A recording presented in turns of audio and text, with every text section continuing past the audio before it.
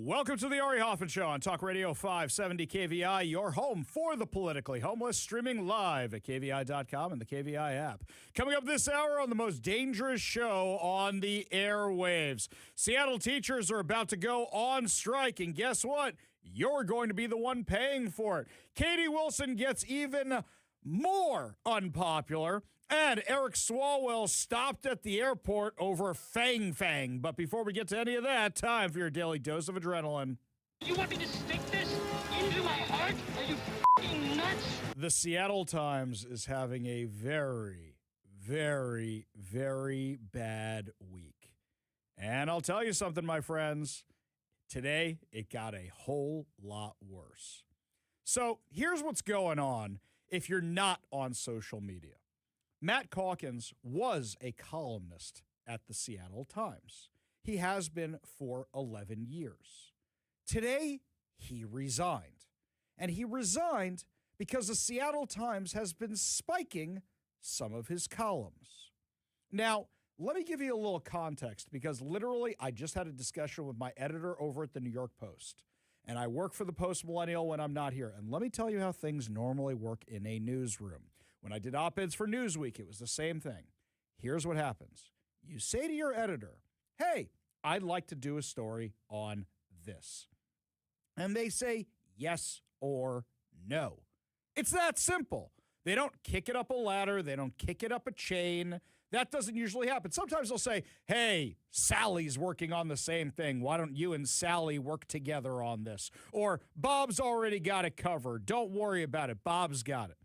They don't usually spike it up the chain for approval.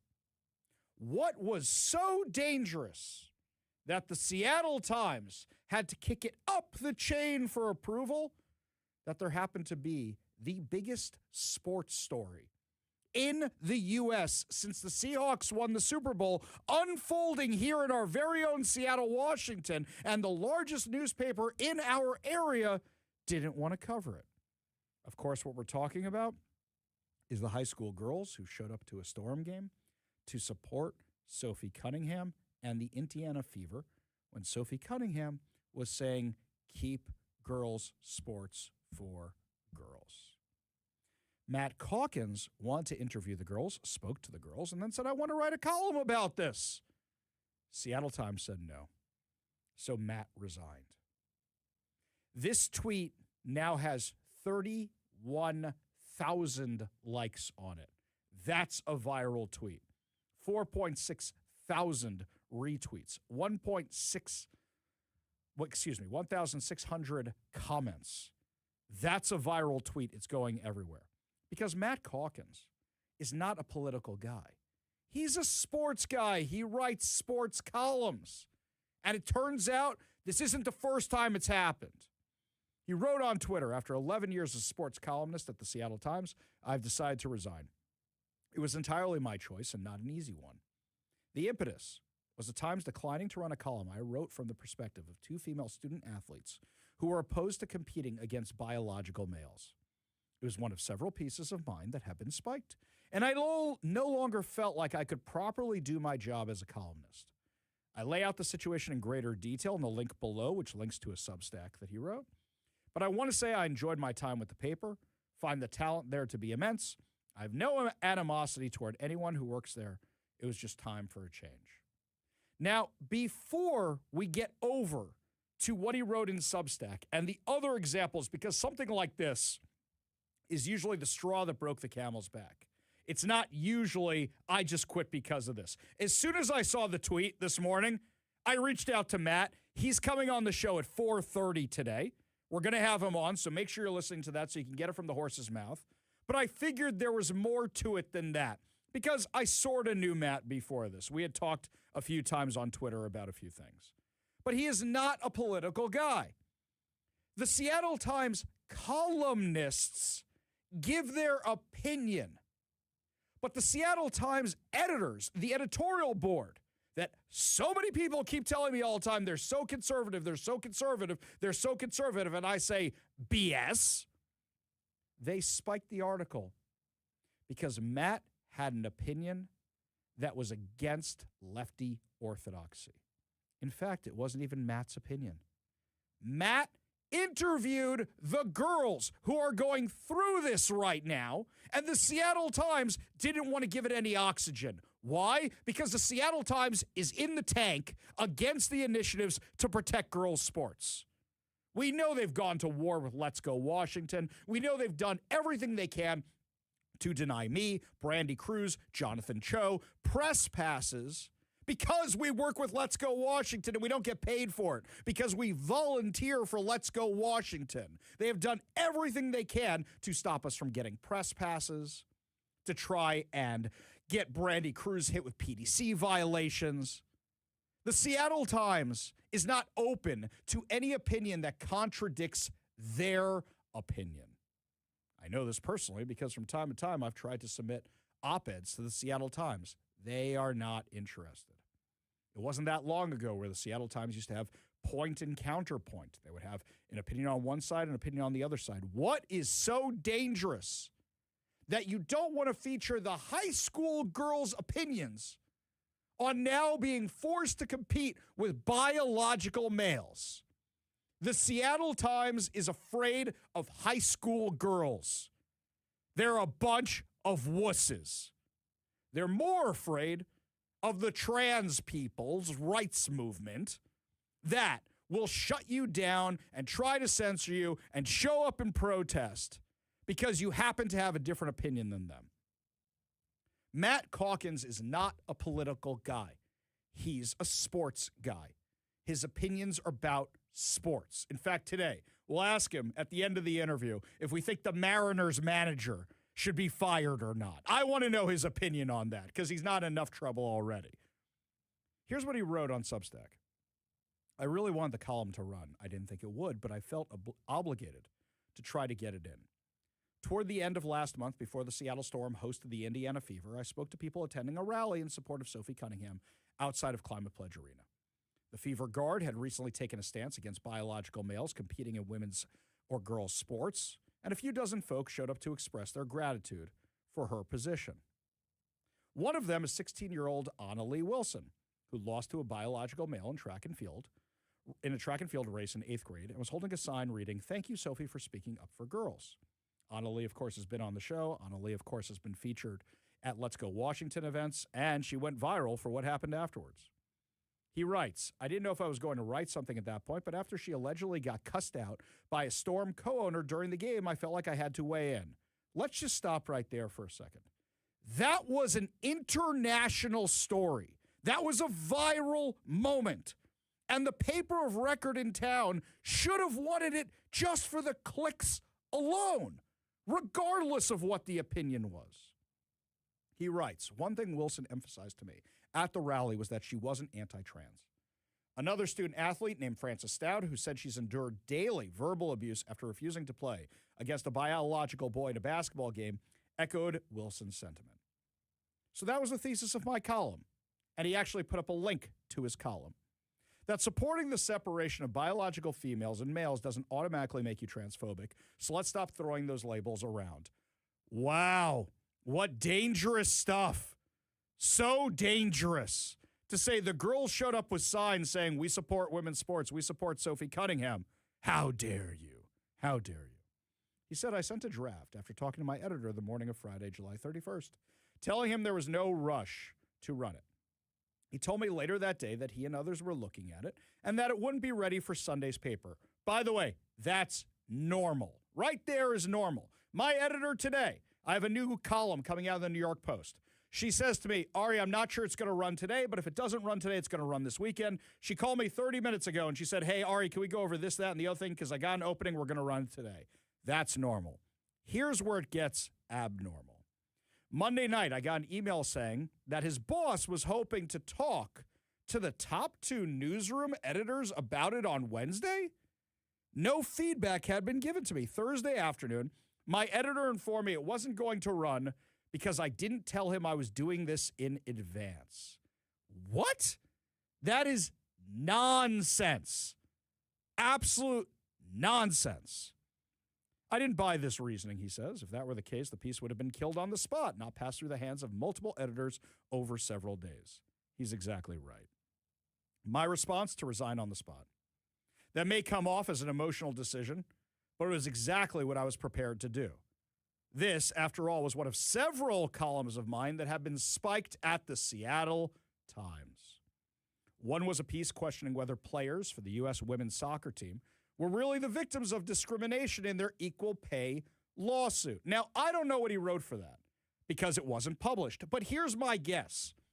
If people aren't showing up, and you guys are the ones causing them not to show up because you're kneeling for the anthem and everything else, maybe that's what his theme was. Who knows? I don't know. I don't want to put words in his mouth. But that's a fair thing. We've had that discussion on the show all the time.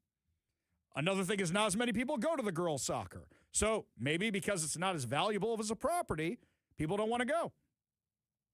Another was a more general column on cancel culture in sports. The last, written shortly after George Floyd's death, implored people to listen to state champion basketball coach Mike Bethea, a black man urging the public not to stereotype cops. Whoa, that's spicy stuff, and the Seattle Times killed it. So a black coach is supporting the police, and the Seattle Times didn't want the article to run? Gee, I wonder why. This is the same outlet that was glorifying the autonomous zone until they realized, wait, we can get clicks off of looking up texts and stuff. The common theme, all of these challenge prevailing newsroom narratives that likely would have triggered the outrage mob. He said, I've always thought that it was a columnist's duty to generate discussion on the most hot-button issues. To avoid such topics was to leave the reader shortchanged. I guess in the end, I just didn't feel like I could do my job properly anymore. Just for clarification here, a sports columnist is not the guy writing the box scores. A sports columnist is not the guy writing the play-by-play of the game afterwards or a game recap. He's the guy who talks about what's going on in sports. Is it a good idea for the Seahawks to have drafted a guy or signed a guy who has multiple felonies? Let's have that discussion. Should the Mariners get rid of their manager after losing 22-0? And having the abysmal season they're having right now? Are the Seahawks now like the Seahawks of the Russell Wilson era, where it's the Legion of Boom and all that, or are these just a bunch of free agents hired guns? Those are opinions.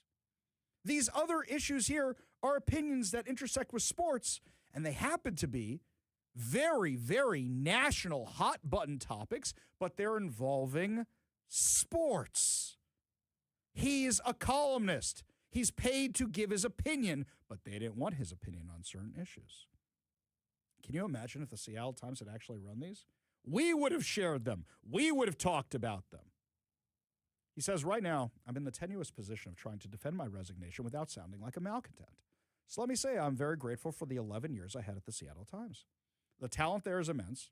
The editors let me have a lot of fun with other stories. I also realize where the brass is coming from. The mob is frightening and does not forget. Lots of seemingly brave souls have submitted once activists got their hooks in them. If I had more people depending on me, perhaps I'd act similarly. Let's stop there for a second. Years ago, I went to a meeting of the Democrat Party in my district in Washington and Seattle. And as I go, somebody made opening remarks and they mentioned the Seattle Times and the whole room booed. That's right, the Democrats booed the Seattle Times. What happens when I speak at a Republican event and I mention the Seattle Times? The whole room boos. We're not so different after all. The Seattle Times can never make the mob happy. Never, ever, ever, ever, ever, because no matter how left they aren't the stranger. And the stranger, by the way, can never make the mob happy, because no matter how left they were getting a lot of flack this year for endorsing Jamie Peterson and not the commie who is running against him, even though he's one of the most far-left members of Congress. Of the Washington State House. You can never make the mob happy. You can never be left enough for them. Also, here's something else. You know a lot of blue-haired Starbucks baristas who subscribe to the Seattle Times? Do they even have the Seattle Times in Starbucks anymore when you walk in? I don't remember seeing it. I remember they used to have it with the CDs, right? Used to have the CDs there and the Seattle Times or whatever the local outlet was and the mugs and some cookies. I don't think they have any of that stuff anymore, except for maybe the cookies. So, you can never make them happy enough. The Seattle Times should want to actually say, we publish any opinion. Hey, you people who support boys playing in girls sports, we'll run your article right next to this one. Look what CNN is doing right now. CNN is finally doing the thing I've been saying for years. That evening show they have where they have a round table where Scott Jennings is on it all the time and they bring on different people with different opinions. They should have been doing this for years. Those clips go viral all the time because people want different opinions. Look at Piers Morgan. Yeah, he's hosting the Jerry Springer show of the internet, but when he brings on people with different opinions, the people on one side are going to share it. Look, we're right. And the people on the other side are going to share it. Look, we're right. My guy owned your guy. It's smart. Seattle Times doesn't exactly make smart business decisions or smart content decisions. He writes, but in thinking about this decision, I kept going back to Albus Dumbledore. Harry Potter line. We must all face the choice between what is right and what is easy. To be honest, he says, I'm scared blankless right now. Can't say that word on air. I have no idea how the next few months or years are going to play out, but that fear beats the indignity of being muzzled. The plan for now is to keep writing in this space. Maybe that will spawn a new career. Maybe I'll be a dental assistant in 2 years. I genuinely don't know. All that's certain is I'm not holding back. The best things in life are free, speech being the best things in life are free, speech being at the top of that. And that's up on his Substack. Now, if you want to see what he actually wrote, for those of you who go, all right, you just gave away the whole thing. Why should we subscribe to his Substack? Matt Calkins is on Substack, and in there's a link to the oh-so-dangerous article about what the high school girls said about protecting girls' sports. It's so dangerous. It's so scary. Words are so dangerous. They're going to hurt me so bad. It's insane. Absolutely insane. I looked at this thing, and I can't believe the Seattle Times didn't print it. Oh, wait, yes, I can. They don't want anything on their platform that can show that they actually might have other people in Washington State who have a difference of opinion and want to protect girls' sports, want to protect women's sports, want to protect girls and women's spaces. They don't want that at all because they want boys in girls' sports. They want that insanity. They want more girls getting hurt. They want more girls having awards stolen from them. Yay, a win for the patriarchy. Woo! Seattle Times on the side of the patriarchy. It's crazy. It's absolutely crazy. But the fact that they won't publish this thing, what is the biggest story in sports right now? The WNBA, the Fever, Sophie Cunningham. Sometimes Caitlin Clark. Rarely, though. That is the biggest story in sports right now, and they didn't even want to get the clicks off that as the hometown paper where these protests actually started. They didn't want to run them because they don't want anything that goes against their opinion. And like I filed in my PDC complaint 2 days ago about the Seattle Times, it's basically a campaign donation that's being undisclosed. They are already committed to defeating the initiatives, and this is proving it. They don't want anything that could make a reader of theirs go, wait a second, you know what? We should keep boys out of girls' sports. I think that it's time to file another PDC complaint against the Seattle Times and look up how many times they've had articles supporting boys in girls' sports and who is sponsoring those articles in the Seattle Times. Because there's an election going on right now, guys. And my guess is those could be classified as an undisclosed campaign contribution because, after all, you guys seem to think that if Randy Cruz says something on her show or about Let's Go Washington, that's an undisclosed campaign contribution. So maybe we should look at how many times you guys did that. But overall, once you start being afraid of opinions and you're a newspaper with an op-ed section, you're done. You're done. If you only have opinions from one side, you're alienating everybody else. And you may think, well, Ari, it's Seattle. Well, Ari, it's Washington. Of course there are lefties. You are going to lose whatever conservative subscribers there are. This is an 80-20 issue. Never mind that.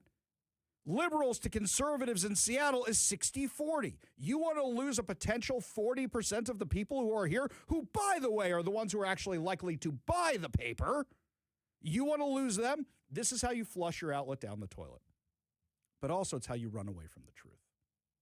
The bias for the Seattle Times has been known for so long. So here's what I recommend all of you do. I know a lot of you out there still have subscriptions to the Seattle Times. because I hear about it all the time. You like their sports section? You like their sports opinions? How about this?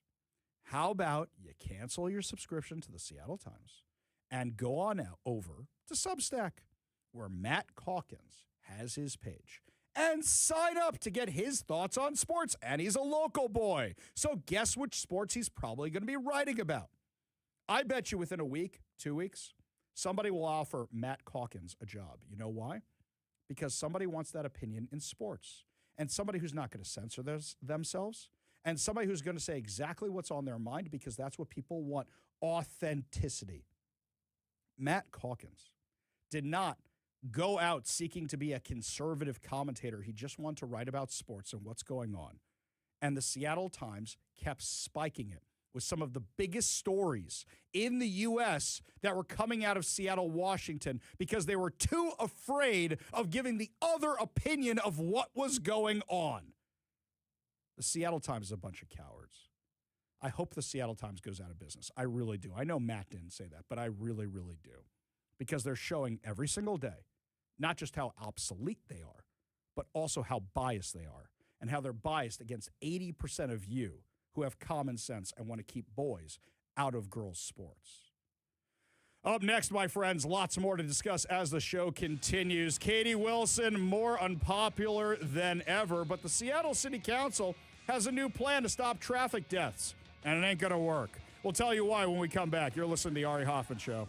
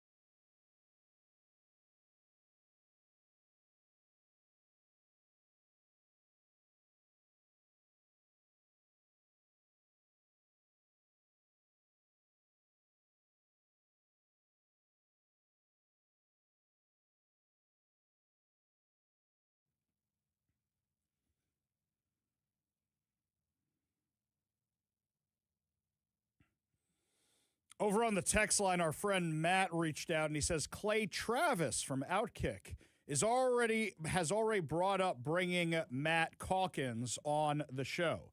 Yeah, or bringing him on in a hired position. I did hear something about that. I hear that actually Clay Travis might be working on a sports-specific thing because Outkick has kind of become more Fox Newsy. So we'll see if anything comes of that. I've heard rumors of that in the media world as well. But also, if you look at Matt Calkins' tweet, there's some pretty big names over at Fox Sports and a few other people who are retweeting it. I think Matt is going to land on his feet, but head on over and give him a like on his Substack. Head on over and check it out there. Give him a subscription. Why don't you? Switching gears over to Katie Wilson. Sorry, it's just too funny. It's sad. It's sad. It's not funny. So there's another new poll out showing Seattle Mayor Katie Wilson's support has dropped sharply since the spring, according to new polling, which also is giving her administration low marks on public safety. This is a new poll, not the one we did yesterday, that shows her favorability at 22%. The new poll shows it at 37%. 37% unfavorable, 62% unfavorable. So the unfavorable numbers are still around the same. There's just less undecideds in this poll. So a lot of the undecideds are actually in the Katie Wilson camp in this poll. Either way, the last poll had her at 60% unfavorable, 22% favorable, the others undecided. Now you're looking at a poll with 37% favorable, 62% unfavorable. It's basically the same thing. The amount of people who hate her, that's not budging. Saying the amount of people who like her has improved, yeah, it hasn't improved. It's basically a very, very similar poll. What it's saying is 2/3 of the city think we are on the wrong track. 2/3 of the city don't like our mayor and think she should resign. Now, over in this article from Como talking about the poll, Como did one of its own polls, and this just cracks me up. So it has a choice. How would you describe Seattle's direction overall? The right track, the wrong track, stuck in place. Almost 13,000 people voted in this poll. Now, we know it's not scientific, and we know people are voting from outside of Seattle, maybe even outside of Washington State. How would you describe Seattle's direction overall? Right track, 1%. Stuck in place, 3%. Wrong track, 97%. And you go, Ari, that's 101%. Those numbers don't match. That's probably because right track, stuck in place, and wrong track are all like 96.6 or whatever it is, point whatever. So they round up or round down regarding what's going on. 97% of the people on Como who took this poll say wrong track. Kevin, I don't think I've ever seen a poll that slanted before. Usually it's like 70, 67, something. 97% of people say we're on the wrong track. It's funny, these polls, they usually put up during when we're doing our news meeting over there. I'm involved in the news meetings over at the sister station. Yeah. And Como's always up on the TV behind us. Yeah. While we're doing the meeting. And those polls always come up, and I chuckle. Like, that one came up, I'm just like, the numbers are, it's like so crazy how overwhelming. They had the Katie Wilson one that was up the other day. That was also like 90-something percent. Something insane, yeah. People hate this woman. Yeah. They really do. Why is Katie all alone? No friends, no friends. Yeah, I mean, this is how bad it is for her. Now, mind you, the Seattle City Council has nowhere to go but up, right? They're seen as the adults in the room. Let the Seattle City Council fix things. Nope, not going to happen. So, one city council member is now proposing new laws aimed at ending traffic deaths. And this is Seattle City Council member Rob Sacca. Now, they instituted this Vision Zero thing. I think it was right before COVID under Jenny Durkin, another mayor who didn't last very long. Yeah, you let terrorists take over 6 blocks of your city. You're pretty much done at that point. Oh, it's the summer of love. So, anywho, they institute this Vision Zero thing, and they said we're going to have less traffic deaths. We're going to close some streets. We're going to put in speed bumps. What happened? Lots more traffic deaths. Well, I have my own theories on why, but how does Rob Sacca plan on fixing this? Making safety part of the city's transportation system. Is it not already? Shouldn't that be a priority? Requiring proven safety measures. Are we not doing that already? Using city contracts to promote safer trucks. I'm sorry, what? Safer trucks? That, okay, sure. Giving Seattle Department of Transportation safety leaders more authority to make decisions. Nope. Nope. Bad idea. I'll come back to that. Responding more quickly after fatal crashes. Oh, you mean 911 emergency response should get there faster when somebody gets hit by something? Do you think maybe the last two are related? So, you live in Seattle. What's been happening? All of a sudden, there's speed bumps on a random street. And you go, what the hell is this? Why are there speed bumps here? All of a sudden, there's a bus lane, a bike lane, or something else. Now your traffic time has gotten worse. So what do you do if you're anything like Ari Hoffman? Side streets. Let's hit the gas through the side streets to bypass the new traffic that the Department of Transportation has created without doing any studies whatsoever. So now you've got cars going like bats out of hell down side streets where there are people. Here's something else. They randomly put in these bike lanes to make the bicyclist activists all happy, and they put them in the middle of traffic. I know that now they don't have signals on a lot of these things, so now if I make a right, I could cream a cyclist because they put these things right in traffic, as opposed to in Bellevue and Issaquah and these other cities where they put the bike lanes elsewhere so they're not going to interfere with traffic. The Seattle Department of Transportation did all this on their own. There's no studies. How do I know? I did a public disclosure request for the studies years ago, and they said there are no responsive requests because they just put them wherever they want. So giving the Department of Transportation a free hand to do what they want, aren't they doing that now? And things have only gotten worse? Especially with your last point, responding more quickly after fatal crashes. You have more fatal crashes because of what they've done. How about you start by undoing what they did? Just a thought. Just a thought. And see if the numbers go down. Maybe. Just a thought. Because everything you've done so far has only made the traffic deaths worse. Rob Saka's lucky that nobody's paying attention to him right now and everybody's paying attention to Katie Wilson because this is a dumb plan. How dumb is it? Anytime I reach out to the Seattle City Council, you know the only one who will actually come on my show? Joy Hollingsworth. She is the only one. Even when I agree with Rob Saka or Bob Kettle, and I say, hey, come on, it's going to be a friendly interview, their people never get back to me. Why? Because they don't want to be asked any hard questions at all. It's nice to look all tough while you're yelling at a former police chief or the police department or Katie Wilson when there's a crisis. It's another thing to answer basic questions about your own policies that you seem to be afraid to do. Speaking of fear, by the way, much fear I sense in Eric Swalwell. Because guess what? When he was coming back to the airport the other day, FBI showed up and seized his devices. We'll tell you why when we come back. You're listening to the Ari Hoffman Show on Talk Radio 570 KVI.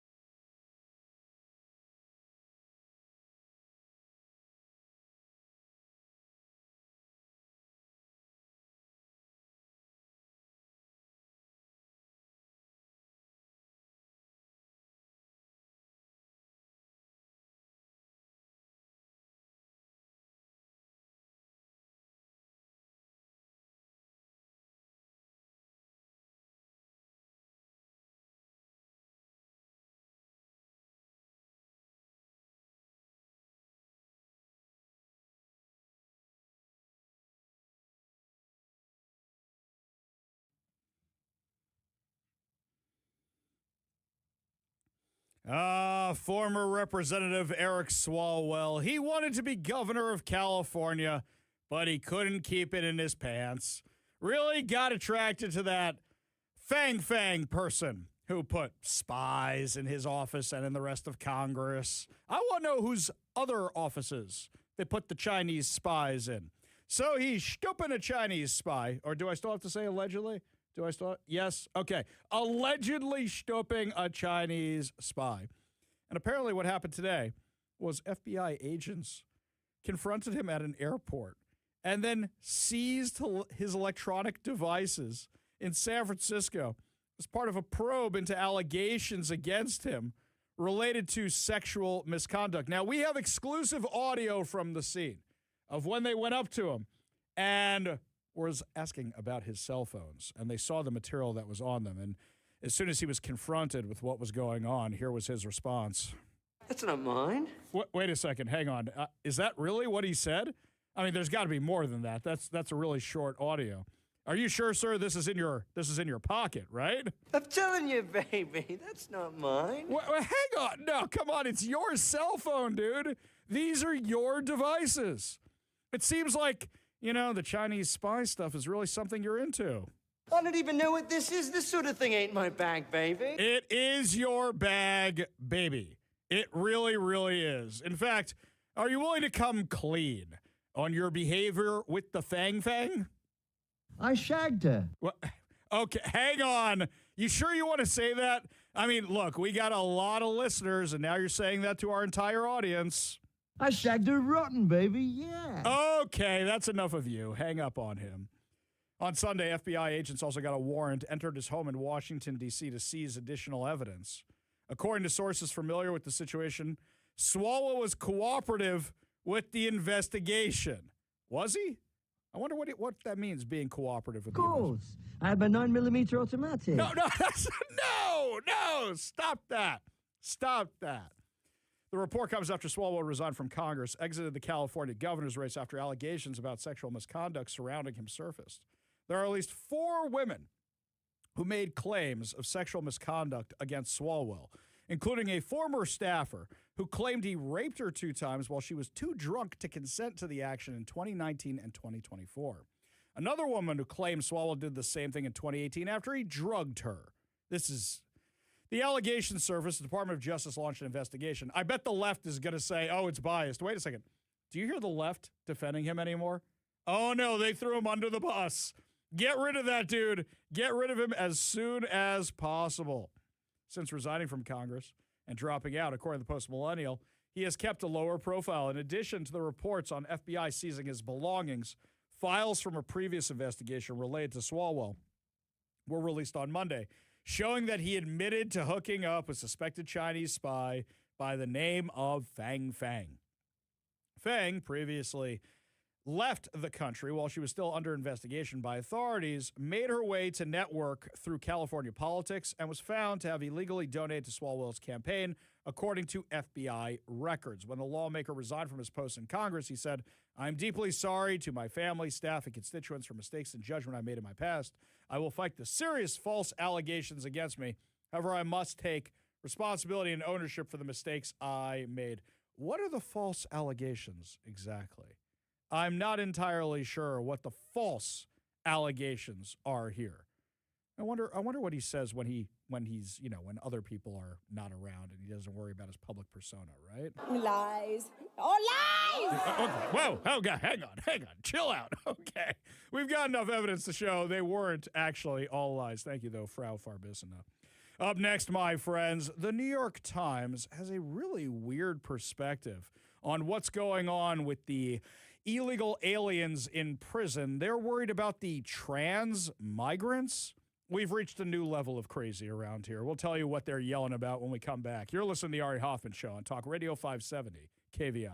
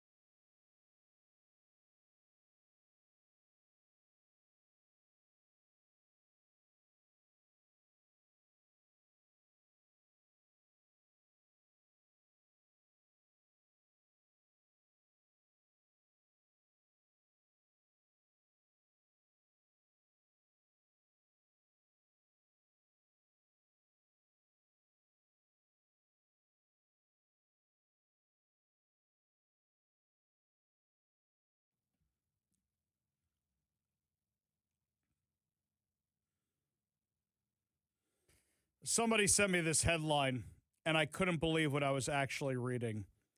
This was in the New York Times. This was in the Gray Lady. All the news that's fit to print in the Gray Lady.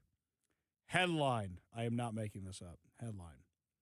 Trans migrants in ICE detention are losing their rights and medical care. I'm sorry. What? What the hell are we talking about here? U.S. officials have sometimes eliminated access to gender-related treatment and dissolved measures meant to shield transgender detainees from harassment. Let me make sure I got this right. So, illegal aliens in jail. The New York Times now wants us to pay for their transgender drugs, surgeries, and whatever else they want. So they want to do the Washington model. I see. They want us to be spending $5 million or more, since I did that public disclosure request, on boob jobs for dudes, or laser hair removal for dudes, or any of this other stuff. Because, hey, let's get it for free. Remember when Jonathan Cho found out the illegal immigrants, the trans illegal immigrants, were then walking streets down in California? You remember those crazy videos he had? So the New York Times wants us to spend taxpayer money on trans illegal aliens. I thought it was bad when we just had to spend the money on felons. You know, murderers, rapists, spousal abusers, those guys. I thought it was bad enough. Now you want to import. How dare you not give the trans surgeries to the illegal aliens who came to our country illegally? Are you kidding me with this? Department of Homeland Security took a screenshot of this. They put it up. And they wrote, the New York Times is more concerned about us not providing hormone therapy for the criminals than the countless Americans who've been victimized by illegal aliens. Exactly right.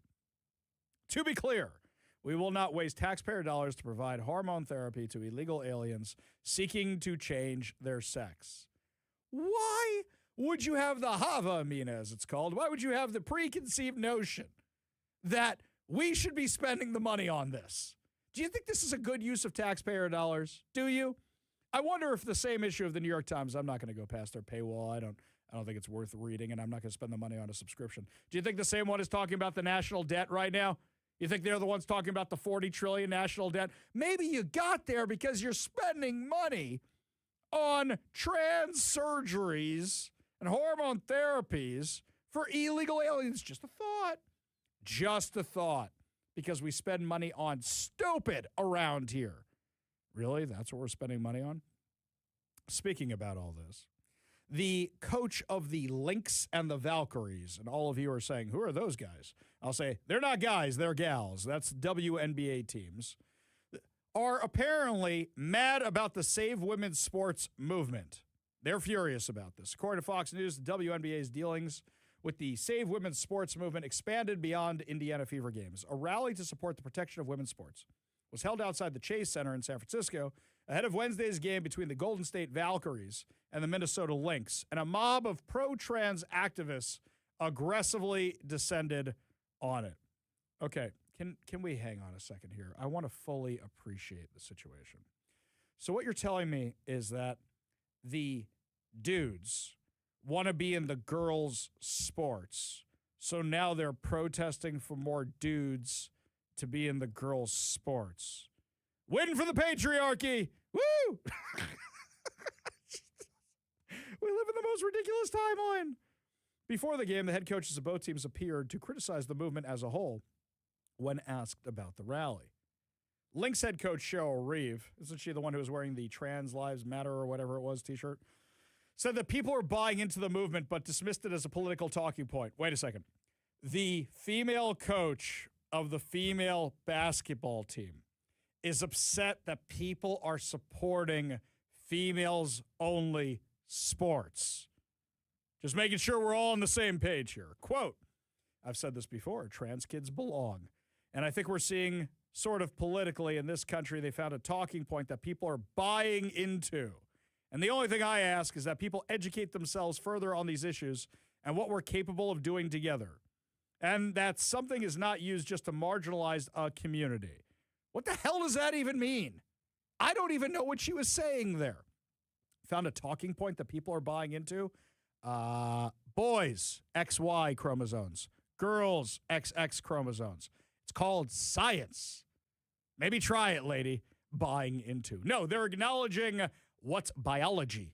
They're acknowledging, what is this, 6th grade biology, where you start learning about chromosomes and you start doing the XY, XX, and dominant and recessive genes and all that stuff. Oh, my God, I'm getting triggered right now thinking about all this. Science, not my strong suit. I will say, actually, biology I was good with. Hey, I've always been good with biology. But chemistry, not great with. Physics was my science. Valkyrie's head coach, Natalie Nakasi, was asked about the rally and insisted there is too much hate speech going on in sports. Oh, so for girls to say we want to have a girls-only area, that's hate speech? Quote, in the world and just in sports right now, there's too much hate going on. Too much hate speech. I would highly suggest people lead with love. I love to lead with love. You literally just said a whole bunch of people supporting your team and supporting your players are hateful. You said it's hate speech, what they're saying. Both coaches have previously expressed support for trans athletes. You mean dudes who think they're girls. And Reeve wore a Trans Kids Belong shirt during a game against Sophie Cunningham in the Fever on August 2nd. Didn't you guys lose that game? Don't remember. Meanwhile, outside the arena, a horde of pro-transgender counter-protesters, according to Fox News, swarmed the rally and outnumbered the women's sports activists. The pro-trans crowd wielded signs and chanted loudly in unison in support of trans rights.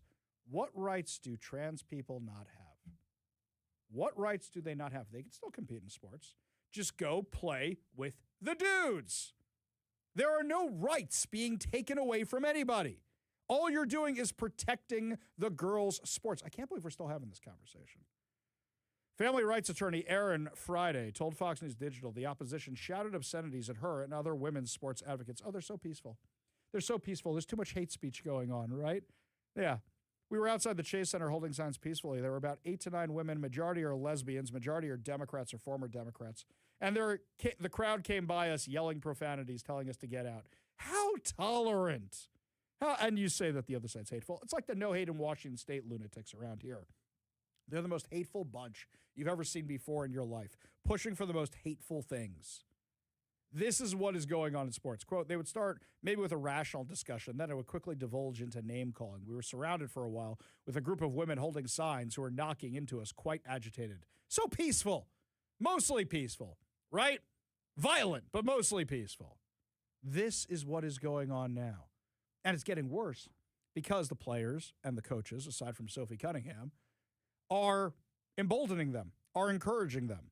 This isn't going to stop anytime soon. It's only going to get worse. When's the season over? I don't even know when these guys are done. When does real basketball? I'm sorry. When does men's basketball start again? What is that, in November or something? I think it's over by then. Somebody's got to use those arenas. Lots more to discuss as the show continues. Starbucks announces more layoffs. Tell you what's going on when we come back. You're listening to the Ari Hoffman Show on Talk Radio 570 KVI.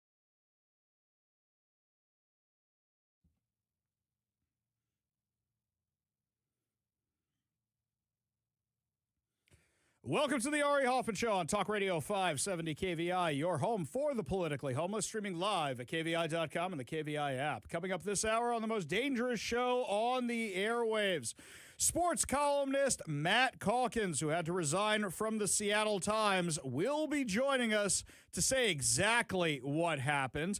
Plus, a lunatic woman who's affiliated with ISIS tried to blow up the New York legislature. But before we get to any of that, my friends, I saw this morning.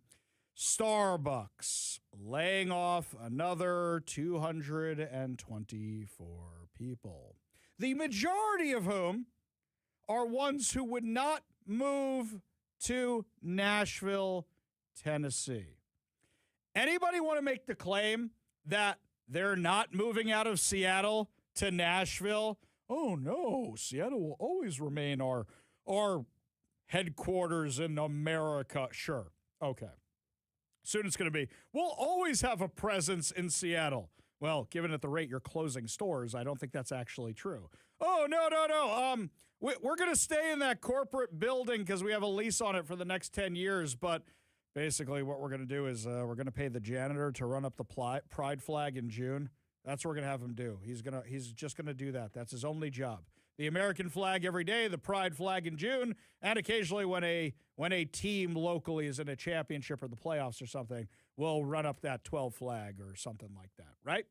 That's what we're going to do? Give me a break. This morning, Starbucks filed a notice with Washington State saying that 224 job layoffs tied to its Seattle headquarters are going away permanently. The Seattle-based coffee giant filed the Worker Adjustment and Retraining Notification, or WARN notice, on Thursday with the Washington Employment Security Department. The notice is about employees who work at or report to Starbucks corporate headquarters on Utah Avenue in Sodo. 104 of the layoffs are from organizational changes connected to the restructuring Starbucks announced in May. I'm using the giant air quotes while I'm saying that for the people watching on the live stream. Well, approximately 120 involve employees who were offered the opportunity to transfer to the company's Nashville, Tennessee office, but declined to relocate. Hang on. I'm sure that Starbucks probably gave a statement to one of the local outlets, right? Hang on a second. What we got here? We're not moving, right? That's probably what I didn't even bother reaching out because I know what I'm going to get back at this time, right? Starbucks Global Communications told Como News the filing reflects changes already underway as part of the company's previously announced restructuring of its global support organization and not an additional round of job cuts. I don't believe you. The representative said that roughly 104 support roles affected by organizational changes are primarily in coffee house design and development. That group operated on a different timeline from other parts of the restructuring after a new leader was hired in April and needed time to assess the organization. The remaining 120 separations involve employees, including those in technology support roles, who were given the option to move to Nashville, but chose not to relocate. The first separations are expected October 19th, with all separations completed by November 1st. You know what I think, Kevin? I think maybe on my way home today, I should drive on past the Starbucks. I should just see if that parking lot still is empty as it used to be. They're firing more and more people. I remember when we were out there broadcasting, what did we notice? Starbucks, for those of you who don't know, there's not a lot of parking around Starbucks. So they have these shuttles. And I believe they've arranged parking with the Seattle Mariners at their parking facility on non-game days. So what that means is they have these shuttles that take you the, half a mile over to the stadium so you can park your car over there. How many people did we see on those shuttles aside from the driver? Most of them were completely empty. Some of them we saw one, maybe two people. And you do know my show is the afternoon drive when people are leaving work. We were there for all 3 hours. And from 5 to 6, we didn't see a spike in people leaving. Did not see that. Now, I actually asked Starbucks corporate about this. And they said, oh, it makes perfect sense because we have an underground parking garage. Kevin, did you notice a whole bunch of traffic coming out of this underground parking garage we didn't even know was? I never saw any. There's no rush to leave at the end of the day. Nothing like that, which means nobody's there anymore. There appeared to be no hustle or bustle around that area. I did find it funny when, like I said last time, the people left from that building walking down the street to go get coffee somewhere else. Yes, because there's no Starbucks in the basement no more. And I'm not sure they were coming back with Starbucks cups. I don't think they were. But then again, Kevin, you remember where we were set up? There weren't a lot of restaurants around there. No, well, I mean, right in front of us, there were two. What are you talking about? There was the chicken joint that Yes. I went in and had something there. There was the chicken place. And I think there was also was it a Thai restaurant or something of that nature? I remember the flooring guys. There was a couple right there. Right, but you look around that area, But no. it's sparse. Yeah. Sparse, you might say, from that area. So, yes, that means there's no workers around who are coming during a lunch rush. Wait a second. Kevin, didn't we get there around noon? I didn't notice any, as you say, hustle and bustle around the lunch rush. And there's nothing in the Starbucks corporate headquarters anymore because all those retail spaces are empty. So there should be more people. I don't assume they're all brown bagging it, right? Or maybe they're just saving their money because they're worried they're not going to have a job much longer, so they're brown bagging it now. I didn't see a lot of people coming out and going to lunch either, and we were there setting up during the lunch rush. Anybody still think Starbucks isn't moving out of Seattle? Well done, Democrats. Really well done. Oh, Ari, come on. They're not really leaving. That's AI, right? Remember the story we did yesterday in Norwesco? Norwesco, the construction material wholesaler, closing its facility in Fife, laying off more than 50 employees, 54 to be exact. So also some of them are union. You know what I love about this Como article? Here we go. At the end of the Starbucks one, the workers are not represented by a union and do not have bumping rights, according to the filing. Okay. This one here, which I love right here. This is from, who is this? Cairo 7, talking about the Norwesco layoffs. All the facilities, 54 employees, including 43 workers who are members of and represented by Local 66. You think it matters if you're part of? Do you think it matters one bit? Who wrote this for Como? They're trying to say, oh, they don't have representation. Who put their name on this?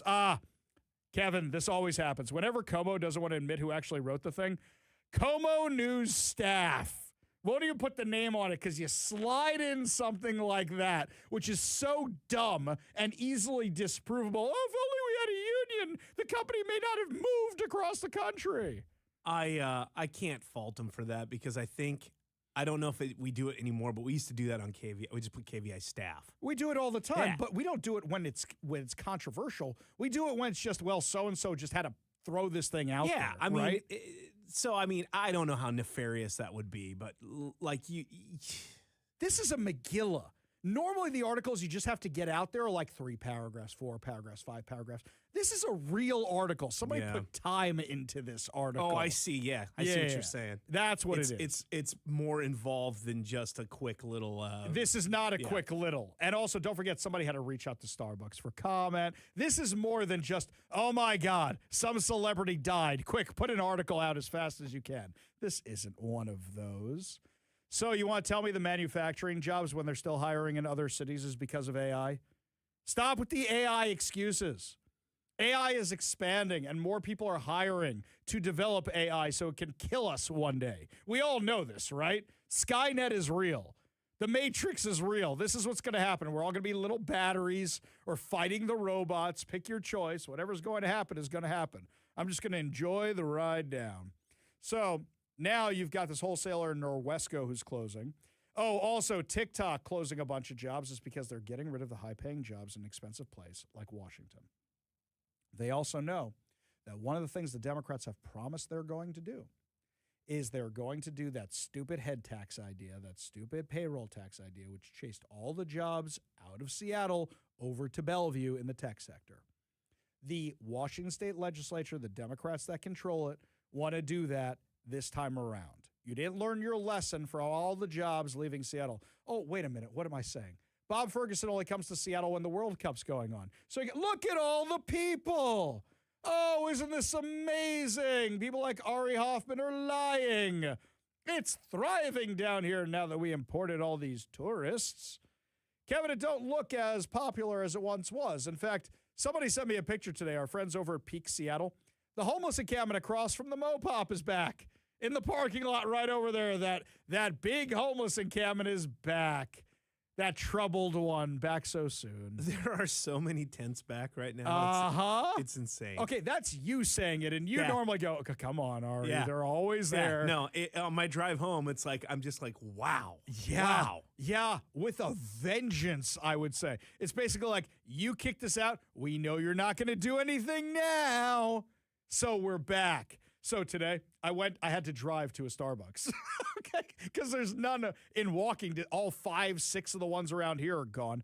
I had to drive to a Starbucks, and I took that back way when you come up Mercer and then you go all the way down to the way to Taco Time. You know what I'm talking about, right? So going to Western Avenue. What is that, Elliott Avenue? What are we doing? Yeah, Elliott. Yeah, Elliott over there. So I'm going down that way. The tents along that route. Holy cow. I don't usually go that way. That's a new way for me, and I assume not a lot of other people go that way too, or they'd be screaming their heads off about this. Tents as far as the eye could see. Tents everywhere. We should just change the name of Seattle to Tent City. It would just make so much more sense. So yeah, tents back everywhere. So you're exporting the wealth and importing the dregs of society. Yeah, I said it. Get mad at me all you want. Well, we got a little preview today of what's going to be happening in this election. So, normally you write a pro-con statement on an initiative, and one side writes the pro, one side writes the con. I actually was asked to write the con statement for the transit tax. And you know what my con statement basically is? You've been taxed for sound transit all these years, and how's that working out for West Seattle and Ballard? West Seattle and Ballard getting their train? No, they're not getting their train. So you want to give them more money to an unaccountable, unelectable board? You want to do that? No. That's my argument. The pro argument is, we need transit for the poor people. Oh, the poor people. That's basically what it is. It's very exciting stuff. So we have a preview of the article against repealing the income tax. I have never seen such a biased statement, and this is going in the voter's guide. Are you ready for this? Here we go. This was written by Nick Brown and crew. Washington has one of the nation's most upside-down tax systems, where working and middle-class families pay a far higher tax rate than the wealthiest. Time out. You guys keep raising those taxes. You guys literally signed into law, passed into law, the largest tax increase in Washington state history 2 years ago. That's because of you. I-645 would make that worse. I-645 is fiscally irresponsible, slashing billions of funding from education and healthcare. Stop.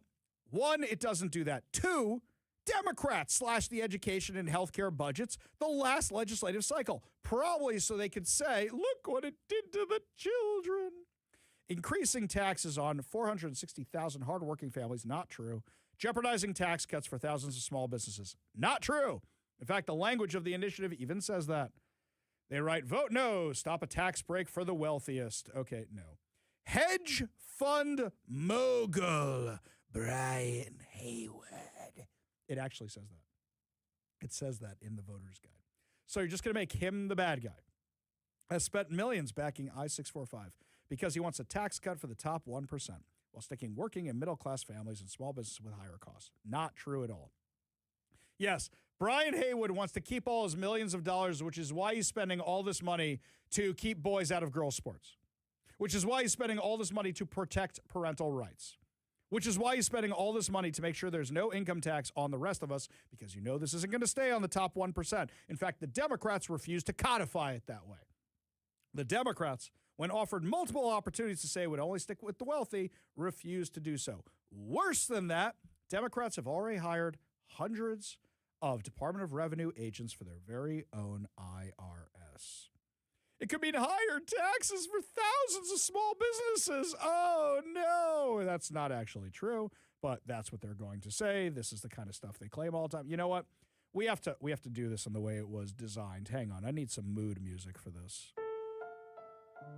I-645 could mean higher taxes for thousands of small businesses, force families to pay sales tax for basic household items like diapers, not true, and raise taxes for 460,000 Washington families just so those making over $1 million a year could get a tax break. The measure cuts funding for K through 12 public schools, health care, child care, and other important public service. Oh, the humanity. Okay, we're done, right? This is just the lies they tell. Now, when you reach out to the voters guide and say, are you allowed to demean your opponent like that? Are you allowed to say blatantly false information that is disproven if you actually read the initiative? You know what they say to you? We are not responsible for the content of the voters guide. We are not responsible for verifying anything that's said in the voters guide. Join Washington nurses, teachers, and small business owners. Vote no on I-645. You know what I would ask these people? Why are so many small business owners leaving Washington? Why are so many big business owners leaving Washington? Why are so many people leaving Washington? Because they know that income tax ain't going to stop with the wealthy. They also know the tents are coming back.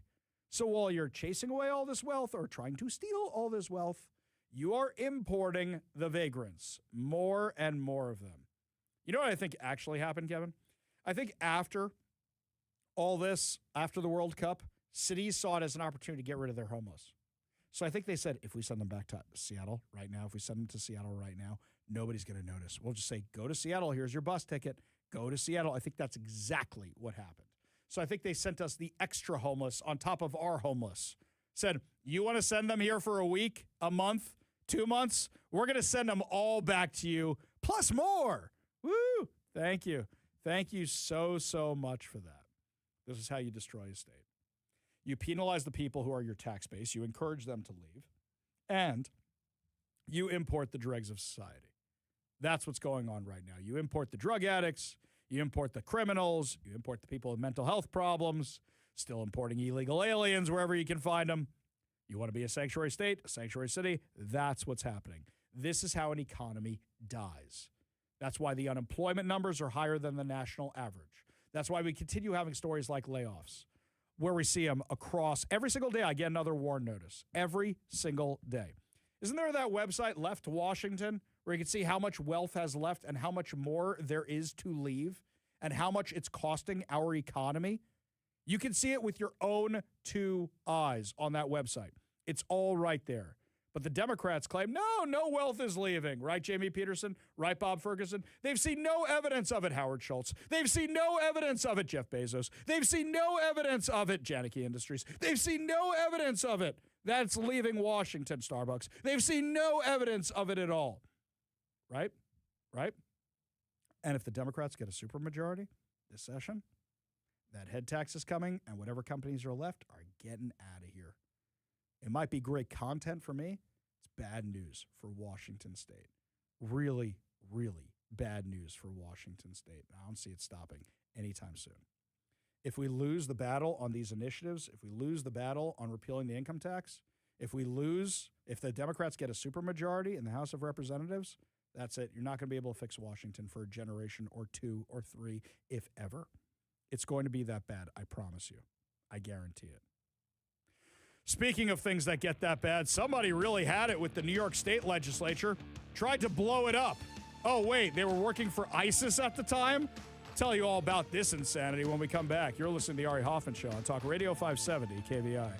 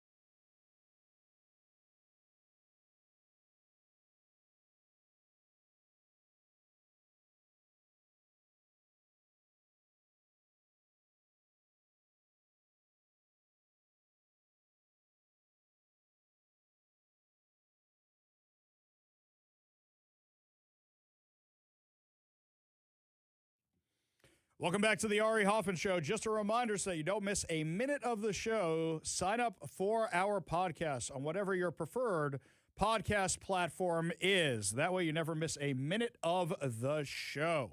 Well, here's a crazy story. Apparently, a woman tried to blow up the New York State legislature. A woman has been arrested for allegedly planning to carry out an ISIS-inspired bombing attack at the New York State Capitol building in Albany. According to authorities, Jessica Bowie, that doesn't sound like it. Wait, hang on a second here. So she's an American kid born in the 1980s with a name like Jessica, right? That sounds pretty American. Usually the terrorist names sound something like Muhammad or something like that. That is not what this sounds like. She's been charged with attempting to provide material support for ISIS.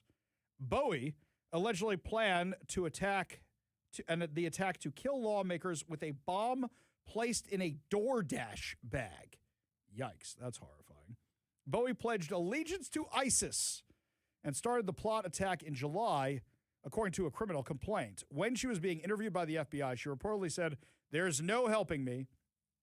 You guys know enough. There's no helping me. I'm going to prison for the rest of my life." She said, "Material support is up to 20 years in prison. I already Googled it before. I know I am going to jail." The suspect had converted to Islam around 5 years ago and subsequently pledged allegiance to ISIS. You know, this reminds me of the Saturday Night Live commercial from years and years ago. You remember this one? It was the one where the dad's dropping his daughter off for school, and it turns out she's actually joining ISIS. You remember this commercial? It's this one here. Well, this is it. You need any help with your bag? No, that's all right. I got it. How about some walking around money? Dad, it's okay. Okay, just make sure to... Call you when I get there? I know. Yeah. You know, you could stay home, do another year of high school if you... Very funny, Dad.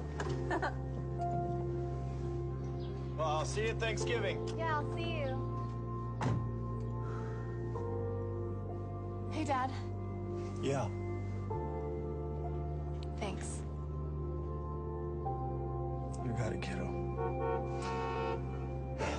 Looks like your ride's here.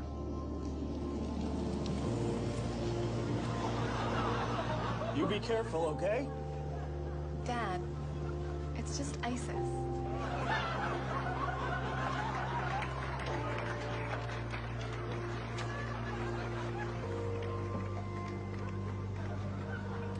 Take care of her. Death to America.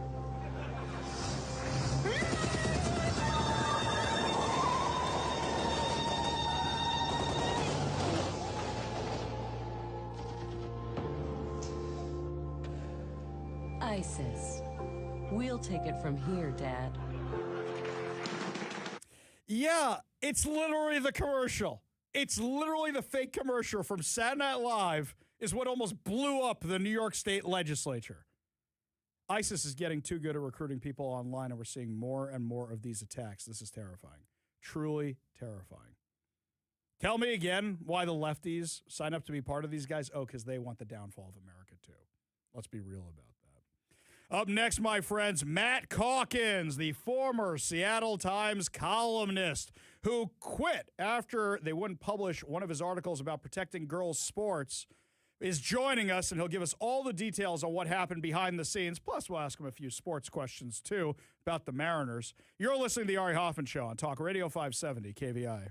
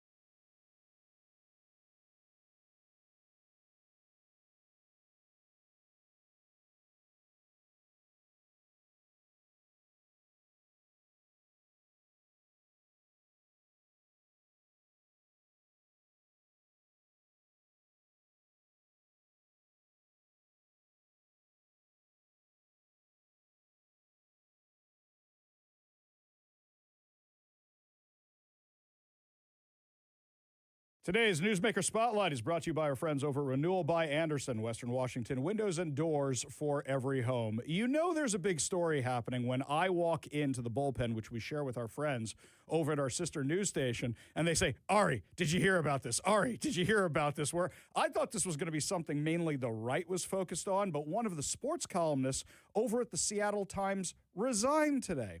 Why? Because they spiked an article about protecting girls' sports. Joining us now on the KVI studio line, Matt Calkins. Thanks so much for being with us today. Great to be here. Thanks, Ari. Great to have you. So you've been working for the Seattle Times for 11 years. What was finally the straw that broke the camel's back? It was, as you mentioned, an article, a column, I should say, that pretty much it was a column shared from the perspective of two girls who were speaking out against biological boys in their sports. It started at a rally outside of Climate Pledge Arena in support of Sophie Cunningham, who I'm sure you and your audience know her stance on biological males in women's sports. And I talked to one of the girls. And, I basically asked her, hey, this isn't an anti-trans thing, is it? And she's like, no. This is not anti-trans at all. This is just girls should have their own sports. And I wasn't sure if I was going to write anything about it or not. I wanted to, but, you got to tread carefully at the times sometimes and make sure you really have a good story. And but after she got cussed out by the Storm co-owner, I'm like, well, I got to weigh in on this. And then I ended up calling another girl named Frances Stott, a student athlete, who had refused to play a basketball game against a biological boy and just gets insulted every day at school. And I'm like, damn, this is a big thing. We got to get the voices out there. But I also asked her, what do you say to people who say this is an anti-trans movement? She's like, I can't say this enough. This has nothing to do with being anti-trans. This is just, trying to have girls have their own spaces. And I was like, I think that's the angle of my column. Stop throwing, just because you support Sophie and other people like her, doesn't mean you're transphobic. There might be transphobic people out there that support it, but let's stop throwing these labels around because we're trying to have an honest discussion on a delicate topic.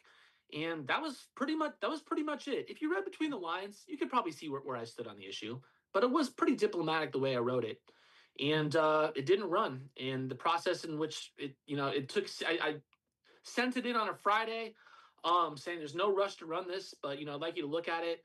Friday they said, well, we can't get it for Sunday's paper. Monday they said, well, we're going to have my boss talk to the top two editors on Wednesday. So it's already becoming like an event, right? It's been like 5 days already. And then Thursday they said, we're not going to run it. You didn't tell us what you were doing beforehand, which I didn't really buy as an excuse because they would have just killed that on the spot if that were the case. Send it through all kinds of editors first. So I quit.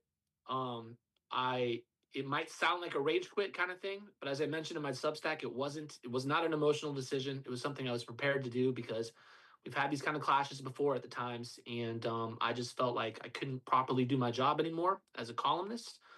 And so I decided to see what's next.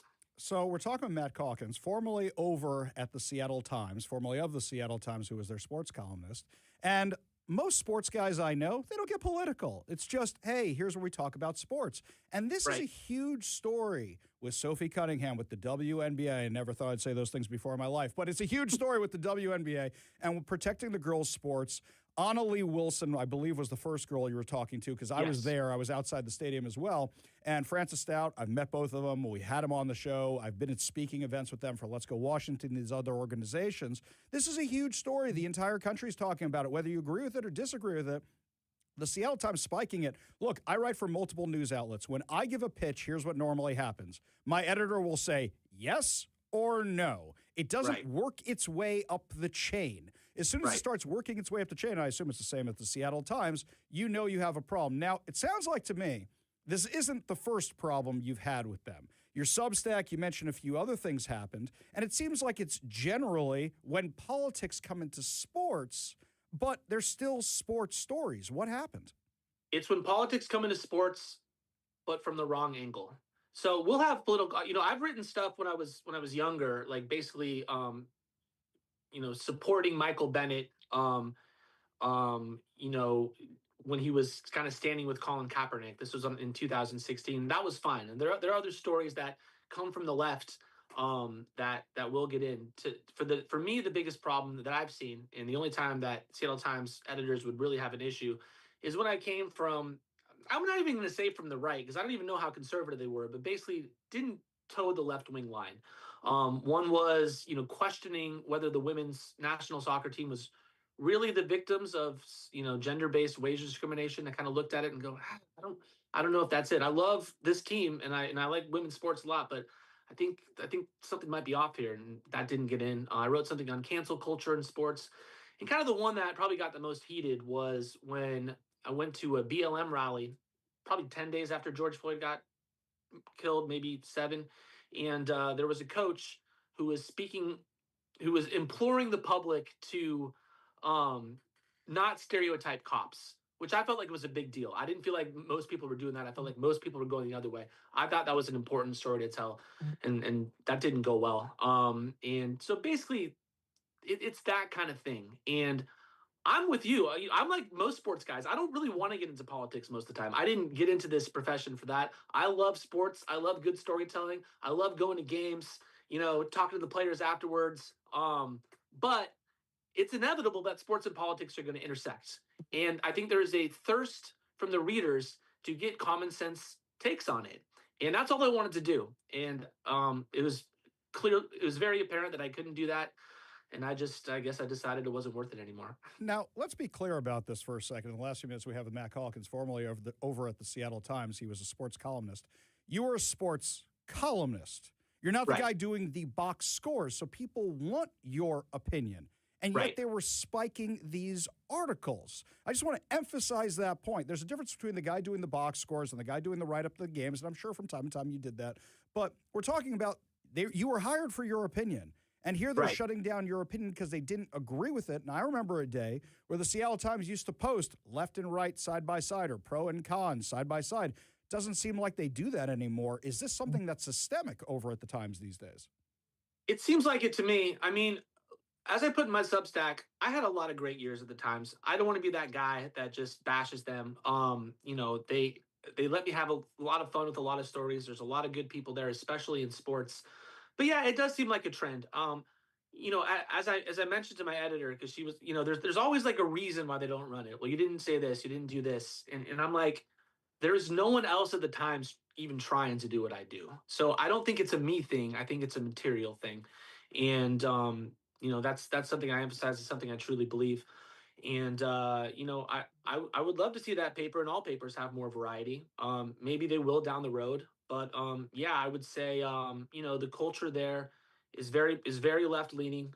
It doesn't feel like there's a lot of room for diversity of thought. They put a lot of emphasis on cosmetic diversity, but the diversity of thought seems to be lacking, and it just wasn't the place for me anymore, Ari.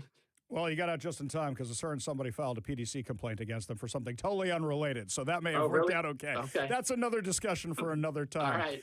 Before we let you go, though, so what's next for you? I mean, right now you're not working for the Seattle Times. I assume your phone has been blowing up. I've seen what happened on social media. Anything look promising? You got a Substack going on? What do you think? I got a Substack going on. I'm going to write on that. I'm going to hopefully write something tomorrow just based on the reaction to all this. I had no idea what to expect. I've been really very anxious the past few days, not just because I don't know where my next paycheck is coming from, but because, I knew I was going to have to give reasons why I left. I didn't know what the reaction was, but it's an overwhelmingly positive. And among, the positivity has been people saying, hey, there might be a job here for you. So, we'll see. I'm don't expect anything necessarily, but I'm highly encouraged by what's happened today. Well, Matt, just before we let you go, I have one question for you because you are a sports guy. So should the Mariners fire their manager because you're not in enough trouble already? What do you think we should do with that? Do you think it's a problem with that? I'll tell you what, I wrote a column. I don't regret many of my columns that I write, but I wrote one about a month ago saying they should let Dan ride out the season, and that might be the one regret this year. Okay, they got to do something, man. I don't think they will. He's a Mariners legend. I don't know what it would accomplish this year. It's kind of getting out of hand there. Yeah, when Julio throws a ball into the stands with only 2 outs. Here's what I'll say. If there was ever a time to make that error when you're down 19-0, I think that's the time to do it. You know what I mean? Absolutely. Matt Calkins, we hope you land on your feet. We're really, really proud of you. And if you need anything, please reach out. We'd love to talk to you again. Awesome. All right. Thank you very much. Thanks so much for joining us today. We got a whole lot more to discuss as the show continues. You're listening to the Ari Hoffman Show on Talk Radio 570 KVI.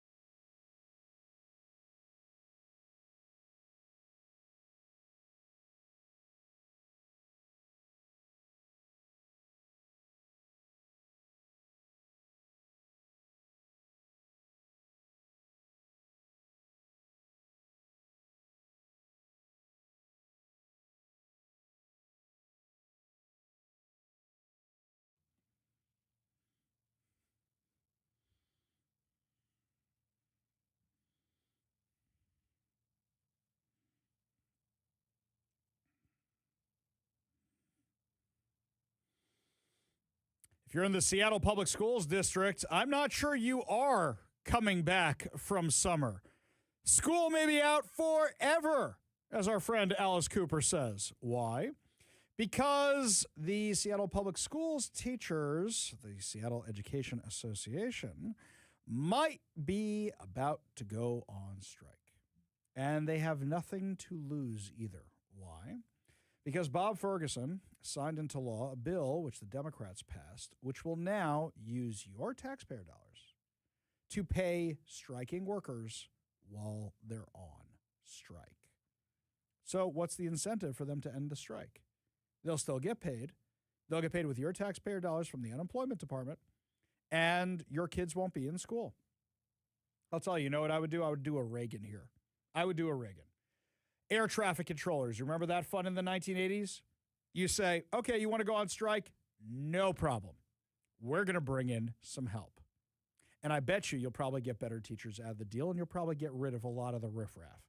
I really do truly believe that.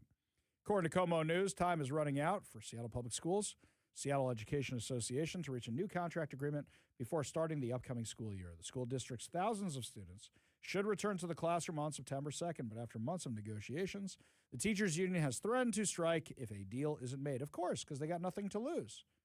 Seattle Public Schools is the one that is going to have parents yelling at them, but the teachers' union will just keep doing this. You know what you should do? Bring in the parents. Bring in the parents. And I'm sure the kids will actually learn real life skills.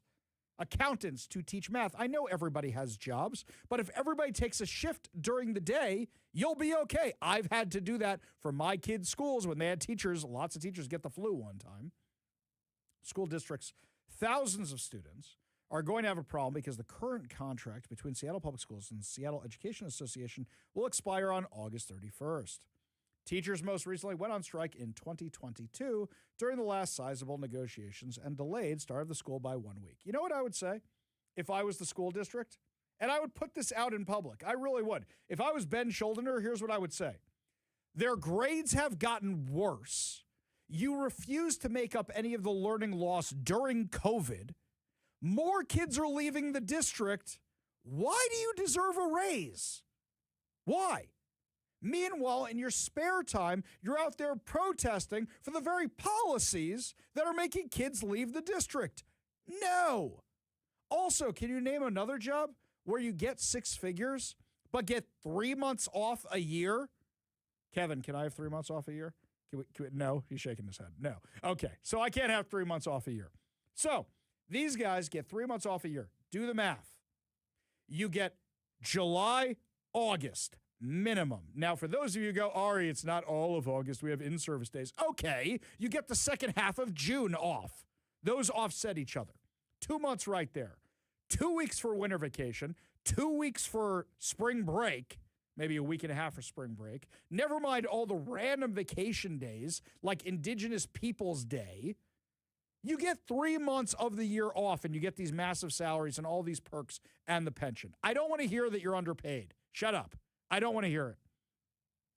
We don't want to go on strike, BS, but if it means improving the working conditions and the learning of the students, then we will, says Heather Barker. Barker is an elementary school teacher in Seattle Public Schools, sits on the union's bargaining team. This year, Barker said the union's bargaining proposals focus on student outcomes. This begins with demand for reasonable class sizes, as well as access to social, emotional, and behavioral support for students. More transing the kids.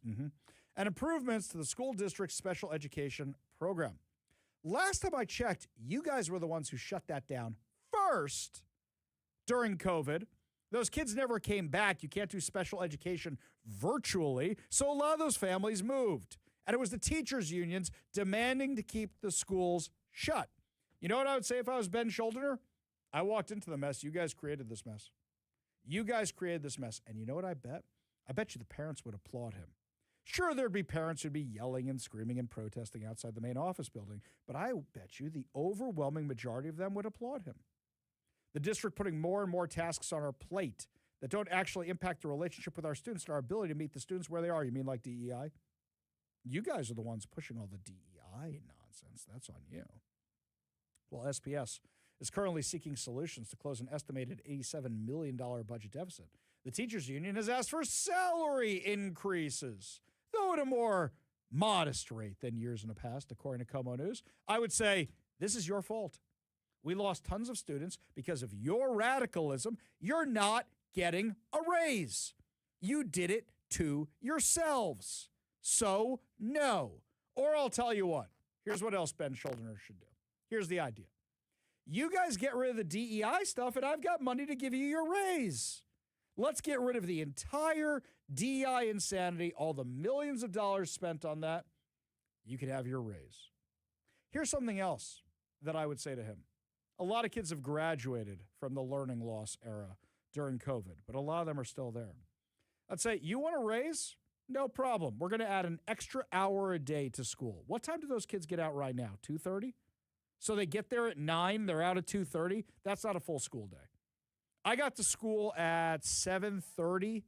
On a regular day, my day ended around 5. On a day where I had extracurriculars, it ended at 7 or 8 o'clock at night. You may think that schedule's insane, but you want to keep up with the best. That's what you got to do. Now, I understand they're not going to go for the 5, 6, 7, 8 o'clock at night. Fine. But how about we go till 3, 3:30, 4 o'clock, maybe. Maybe. Some SPS parents said their children have eagerly been waiting to return to the classroom, and they hope the school year isn't delayed. Others told Como News they support the educators in this labor fight. I support the teachers. I understand what they do, one parent told Como News. A representative for SPS wrote an email to Como News that the district recognizes more work needs to be done, but remains optimistic the two parties can accomplish through bargaining. No, because all the cards are on the side of the teachers.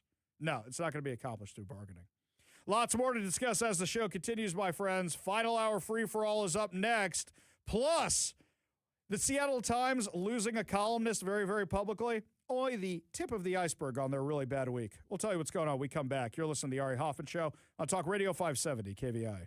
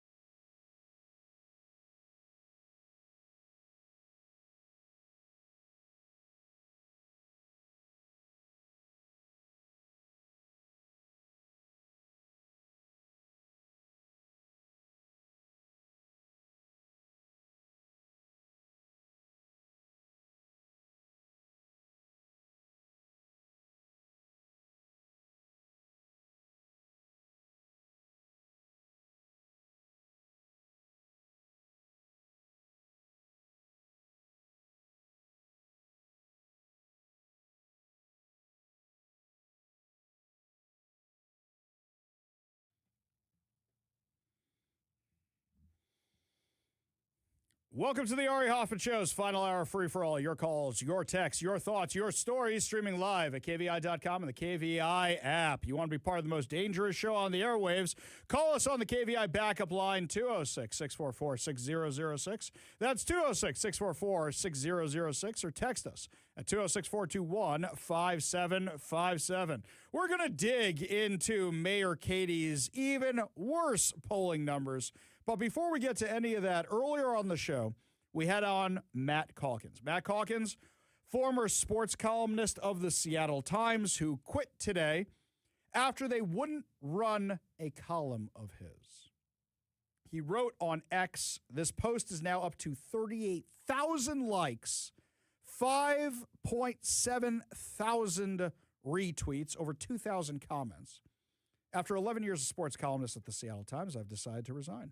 It was entirely my choice. It was not an easy one. The impetus was the Times declining to run a column I wrote from the perspective of two female student athletes who were opposed to competing against biological males. It was one of several pieces of mine that had been spiked, and I no longer felt like I could properly do my job as a columnist. I lay out the situation in greater detail in the link below, but I want to say I enjoyed my time at the paper. I find the talent there to be immense. I have no animosity toward anyone who works there. It was just time for a change. What was so fiery, so controversial that they wouldn't run it in the Seattle Times? Well, Matt Calkins has a Substack, and he put up a whole description of what happened with the Seattle Times. We'll leave that aside from now. I want you to go to his Substack. I want you to subscribe to his Substack to find out what happened with the Seattle Times. But what's so controversial about the article he wrote? He actually put up the entire column that the Seattle Times refused to print. Title, Agreeing with Sophie Cunningham's Stance Doesn't Make You Transphobic. No, how dare you? That's the headline. Here's what he wrote. Some people saw bigotry. I saw bravery.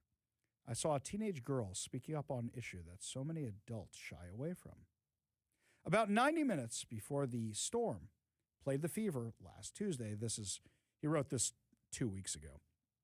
16-year-old Annalie Wilson stood at a rally outside Climate Pledge Arena wearing an XXXY athletic shirt while holding a sign reading, "Thank you, Sophie, for speaking up for girls." It was a nod to fever guard Sophie Cunningham, who has recently come out against trans females competing against biological ones. There were no slurs hurled, no malice detected. It was just Wilson, an Eastmont High School student in East Wenatchee, demonstrating what some have trouble accepting, that agreeing with Cunningham's position does not make you transphobic. Quote, "I don't hate trans people. I have nothing against them," Wilson said. "I just think that girls should have their own sports." Wow. This is the most controversial thing I've ever read in my entire life. No wonder the Seattle Times spiked it. Or maybe they just didn't want anything that might actually support the position, which 80% of Americans have, that boys should be in boys' bathrooms, boys should be in boys' sports, girls should be in girls' bathrooms, girls should be in girls' sports, and boys with mental illness should not be playing in girls' sports because girls are going to get hurt. He writes, two things can be true at once. You can show compassion for people who feel trapped in the wrong body while acknowledging they have a biological advantage. After all, why do we separate males and females in sports in the first place? Real common sense here, and yet too spicy, too fiery for the Seattle Times. He continued. It's not due to the potential awkwardness of physical contact. It's because men have higher testosterone levels, different skeletal and muscular frames, which together produce significant performance advantages. This isn't something I bring up at dinner parties, but it's undeniable. By every measurable metric in sports, whether it be 100-meter times vertical leaps, weightlifting, yards off the tee, etc., the top males substantially outperform the top females. Biology. Basic, common sense, but far too spicy for the Seattle Times. In short, he writes, the separation is strictly for the sake of girls and women. So surely one can see why too many allowing biological males to compete against females undermines this division. Wilson started speaking out after she finished second to a trans athlete in the mile at a Junior Olympics track meet 2 years ago. Before Tuesday's sports storm game, she said that most of the in-person feedback she'd received had been quite positive. And the real vitriol was online. Well, all that changed a couple hours later in the arena, where Wilson sat courtside with her "Thank You, Sophie" sign in hand. During the game, Storm co-owner Celeste Keaton walked over to Wilson, allegedly calling her blanking insane, adding, "I hope Jesus can forgive you," and supposedly brought her to tears. This happened after a fan pointed another Sophie supporter and yelled, "Garbage, take the trash out." It's been a Category 5 hurricane since, with Keaton receiving a 5-game suspension, J.K. Rowling and Cunningham showing Wilson's support on X, and pundits from every corner of the internet dissecting the scene. He writes, "I suppose I could make this about the WNBA and steady habit of garnering the wrong kind of attention, but I'd rather stick to the issue of who should be allowed to participate in women's sports. This is what Wilson comes to rallies for, not international drama." One common counter-argument against her and Cunningham's stance is that biological men in women's sports is rare, so why make a fuss? Okay, but if something is wrong, why should it matter how rare it is? Are opponents saying that if the amount of trans athletes reaches a certain number, then we should address it?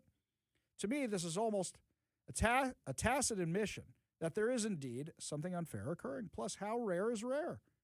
Trans swimmer Leah Thomas won the national title in the women's 500 meters while at Penn. Trans cyclist Veronica Ivy set a world record in the 200-meter sprint for her age group. Trans weightlifter Laurel Hubbard won silver at the 2017 World Championship and in 2020 became the first openly trans person to compete in the Olympics. Here in Washington, trans track athlete Veronica Garcia, representing East Valley High in Spokane Valley, won the 2025 state title in the 400 meters. In Oregon, McDaniel High's Ada Gallagher won the 2025 state title in the 200 meters. In California, Jurupa Valley High's A.B. Hernandez won the 2025 state title in the high jump and the triple jump. This doesn't mean trans athletes have overtaken women's sports completely, but the list goes beyond the examples above. Another counter is that trans people are more vulnerable than most, and barring them from sports could be emotionally devastating. He writes, "I'm not unsympathetic to this. 2 points, though. First, who's to say a biological girl wouldn't also feel distressed if displaced by a trans athlete or forced to share a locker room with a biological male? Second, and more importantly, this is about fairness, not feelings. The unfortunate truth of this issue is someone is going to be disappointed. Either the biological female who feels she's unreasonably disadvantaged or the trans athlete who can't participate. This debate is simply about who it should be. Come November, Washingtonians can vote on an initiative that, if passed, would preclude biological males from competing against females in school sports.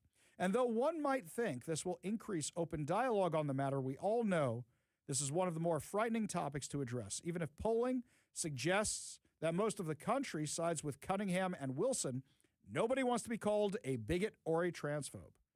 Such attacks are what Tumwater High student Frances Stout said she endures every day at school. 2 Marches ago, Stout refused to play basketball against a biological male from Shelton for fear of being injured. She added that the biological male's presence in her locker room made her feel uncomfortable. That hasn't spawned much sympathy from certain peers. Quote, "I have people at my school cussing me out. I have people using some pretty awful words towards me as well.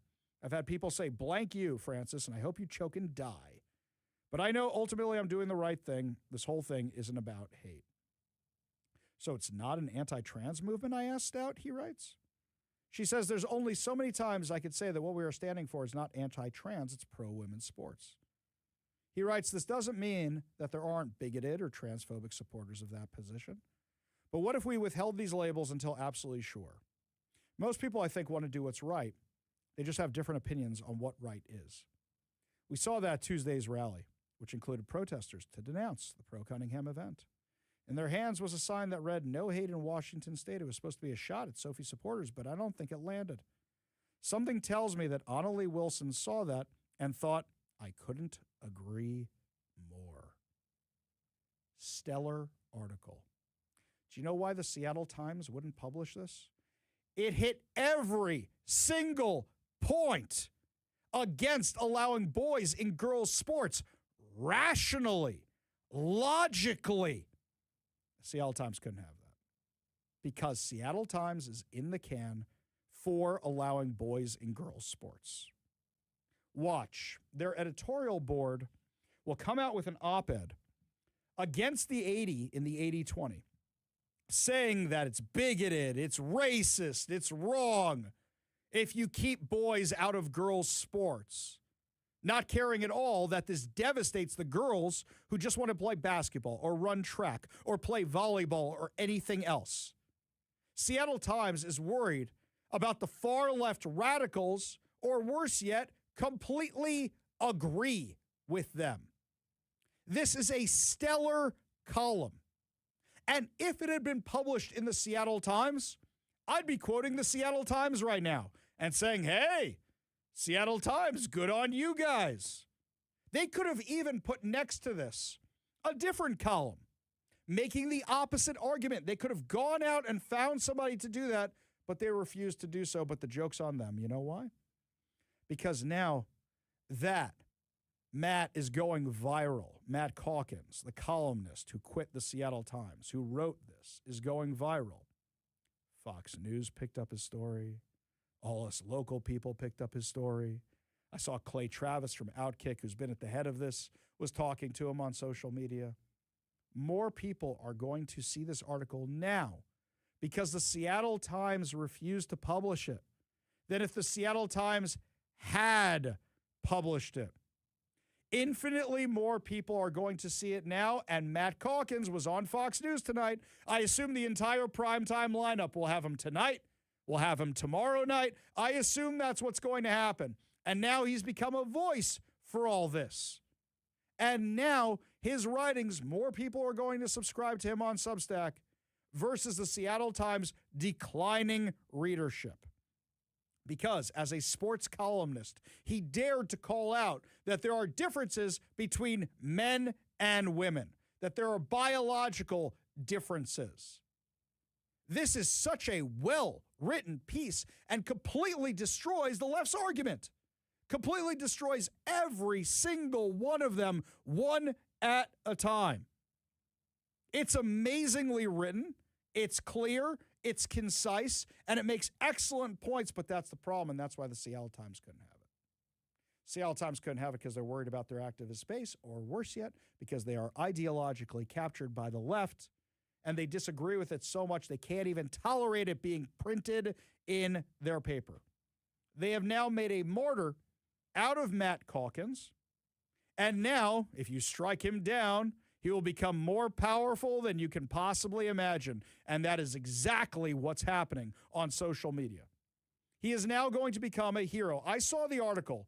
Since we interviewed him earlier today, he has now been featured on Fox. The New York Post put articles out about him. Everybody in conservative land is trying to get a hold of him and trying to talk to him. This is going to blow up everywhere as just given a much-needed shot in the arm to the initiative process by Let's Go Washington to keep boys out of girls' sports. Talking about this was too dangerous for the Seattle Times. This has drastically backfired on the Seattle Times. And I'll say, if you want to support Matt Calkins in his fight, I know a lot of you out there still have your subscriptions to the Seattle Times. Cancel them today and subscribe to him over on Substack. Right now, he's out of a job. With writing like that, I don't think he will be for long. I think soon Fox, who knows who, is going to reach out and say, hey, dude, we'd love to have you because you're writing so good. All he has to do is submit this article. It's great. This is somebody who knows how to write. And as somebody who pretends he knows how to write, I can recognize that this is extremely well written. And this is a guy who will do great things. Really great things. And other outlets would be lucky to have him. But for the Seattle Times, how dare you take a different opinion than the editorial board? Want to take bets of where they're going to come down on this come election season when the ballots drop? They're going to call you all a bunch of bigots, a bunch of homophobes, you name it. They will call you every name in the book because you want to protect women's sports. Cancel your subscriptions to the Seattle Times today. We go to the KVI studio line, take a call from Daryl in Federal Way. Daryl, what's going on, man? Oh, Gerald, maybe? Gerald. We'll take that one, too. Sure. What's going on, man? Okay. Well, isn't it amazing how many Democrats are trying for higher office like Swalwell, and after they didn't make it for whatever reason, we find out what dirt bags they actually are, and and what a disaster they would have been had they gotten in office. You mean having a guy who's in with the Chinese government who is stooping a Chinese spy, allegedly stooping a Chinese spy may have been a bad thing as governor of California? Well, you want to get ahead. I don't know. and, Double entendre. Yeah, continue. Yes. Okay. And I think it's incredible where this country is going, basically. How soon we forget, like Reagan said, one generation away, I guess. It's like the country is under some evil spell of self-destruction, stupidity, where people will believe the loudest thing they hear and have no frame of reference or critical thinking to save them. Even a Supreme Court justice can't even define, what a woman is. It's like a train is coming and people want to have a party on the tracks. Yeah, that's exactly what's happening. And the more they do these kind of things, look, the Seattle Times is probably going to lose a bunch of subscribers over this because a bunch of people are going to forget they pay for that subscription to the Seattle Times and go, I'm paying for this garbage. I'm paying for them to cancel these opinions, and that's going to go. But also, you talk about the politicians, like what you're saying. How much money are they paying in settlements for things like this? Swalwell's got a bunch of friends who are under investigation right now. And we know there's a massive slush fund in Congress to cover up for victims. There's a massive slush fund here in Washington to pay out lawsuits. And yet, that they come back to us and they say, we need more money to pay for our lawsuits and every other wasteful thing they spend money on. Appreciate the call. Appreciate you being part of the show. You want to be part of the show? You give us a call today on the backup line, 206-644-6006. That's 206-644-6006. Or you text us on the usual KVI text line at 206-421-5757. That's 206-421-5757. Dan Smith says on the text line, just imagine if this column reached everyone.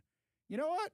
Those of you who are on social media, I shared it on my Facebook and my Instagram, Ari Hoffman Official. I shared it over on X at the Hofffather.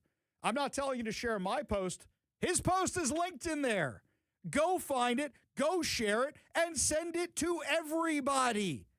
Send it to all your friends and say, this is what we are fighting for. This is what was too damning for the Seattle Times to actually print. I'm not telling you to share my post.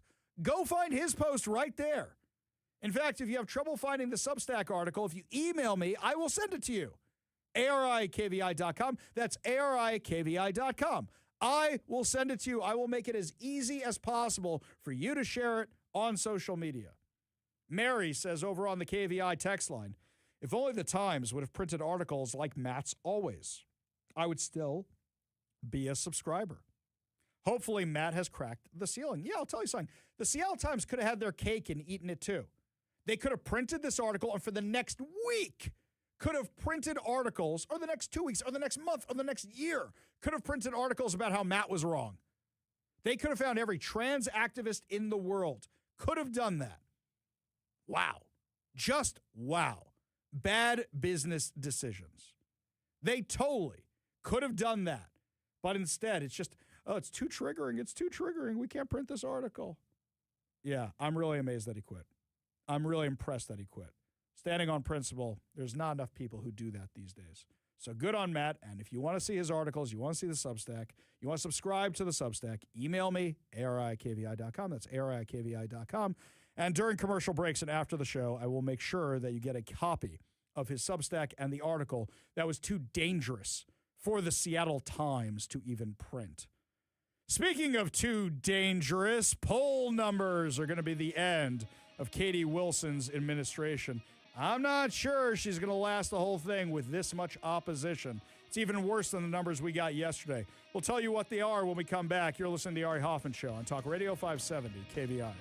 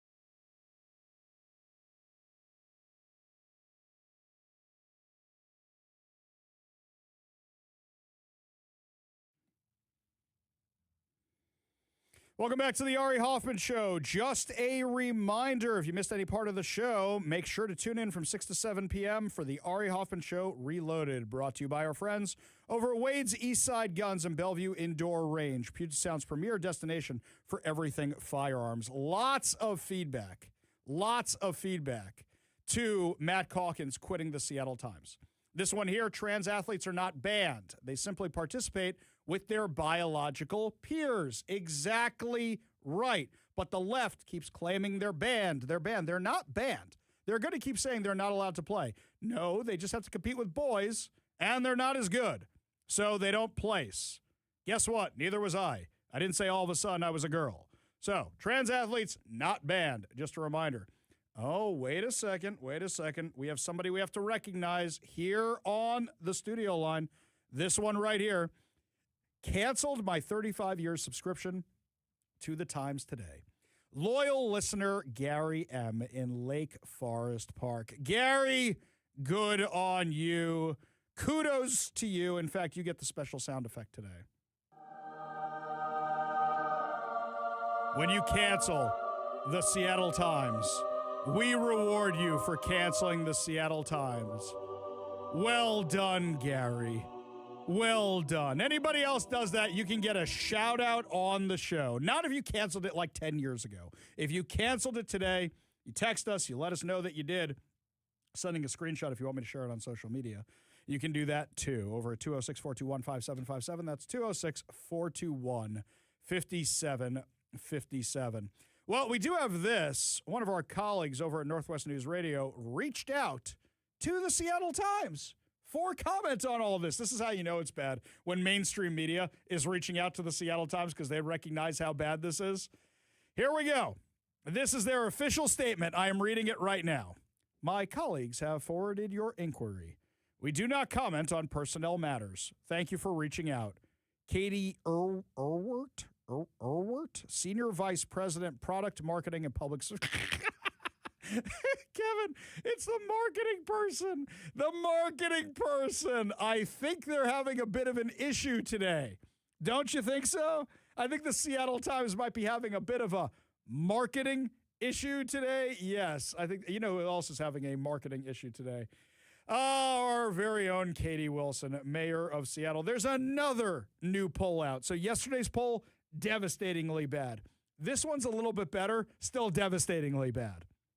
According to Como News, Seattle Mayor Katie Wilson's support has dropped sharply since spring, according to new polling that also shows voters giving her administration low marks on public safety. A poll released Thursday morning puts Wilson's favorability at 37%. Whoa, hang on. That's better than the 22% we had yesterday. Hang on, son. Okay. All right, we're making gains. Wait a minute. That's down 20 percentage points since April. And 62% of voters view her unfavorably. Sounds like this poll may have not been as scientific as the last one. Sounds like this poll is actually just grabbing all them independents and putting them in the support range because they still have the exact same unfavorable rating. Wait a second. It's actually higher. 62%. 62%. The online survey of 500 registered voters was commissioned by the Seattle Metro Chamber and conducted over a several-day period starting August 10th. On public safety, voters gave the Wilson administration a D or D+ rating on all 6 issues tested. What are the issues here? The issues included providing transparent information to the public. Well, she provides trans information to the public. Reducing crime and homeless encampments. There are more homeless encampments than ever. We were talking earlier in the show today about how now they are back with a vengeance. Make the city safer. Managing the response to the Bite of Seattle shooting at Seattle Center, addressing public drug use. You are 0 for 5 there, lady. The polling results come several days after a Seattle couple filed paperwork to recall Wilson over handling of public safety. So you know what really happened here? Everybody said, quick, we need polling on this. My phone, I'm on all these polling lists. It was blowing up from text of people asking me to take these polls. A court hearing has been scheduled for August 31st. If a judge approves the effort, recall supporters would have 180 days to gather signatures for a recall election, roughly 69,000. If King County Elections determines enough verified signatures have been collected, a recall election would then be conducted. Now, here's the other thing. Katie Wilson announced yesterday she will not attend the court hearing. She's too good for that. She's got too many other things to do, like sit in her office staring at a wall all day like that congressman in Parks and Rec. So what exactly is Katie Wilson doing all day? You know, she's having a whole bunch of public signings and sending out all these press releases for all the things she's doing. She's not actually doing anything, not actually accomplishing anything, but they're trying to fix things with the radical left. That's what they're doing. In Wilson's first 7 months in office, she turned off surveillance cameras in the stadium district, then turned them on several weeks after the FIFA World Cup. You know, the problem is she's screwed because she turned them off after the World Cup. She's completely screwed. If she turns them back on right now, then what will happen is everybody will go, she caved to pressure. If she leaves them off, everybody's going to go, are you stupid? That's damned if she does, damned if she doesn't. She has screwed herself with this stupidity. This is what happens when there's nothing really up top and you have activists making the decisions for you. Up next, my friends, remember the Trump administration's Department of Education is going to join us to tell all of us about how the Trump administration is looking out for you and your kids heading into the school year, assuming Seattle Public Schools actually goes back to school. We'll have that interview for you up next. You're listening to The Ari Hoffman Show on Talk Radio 570 KVI.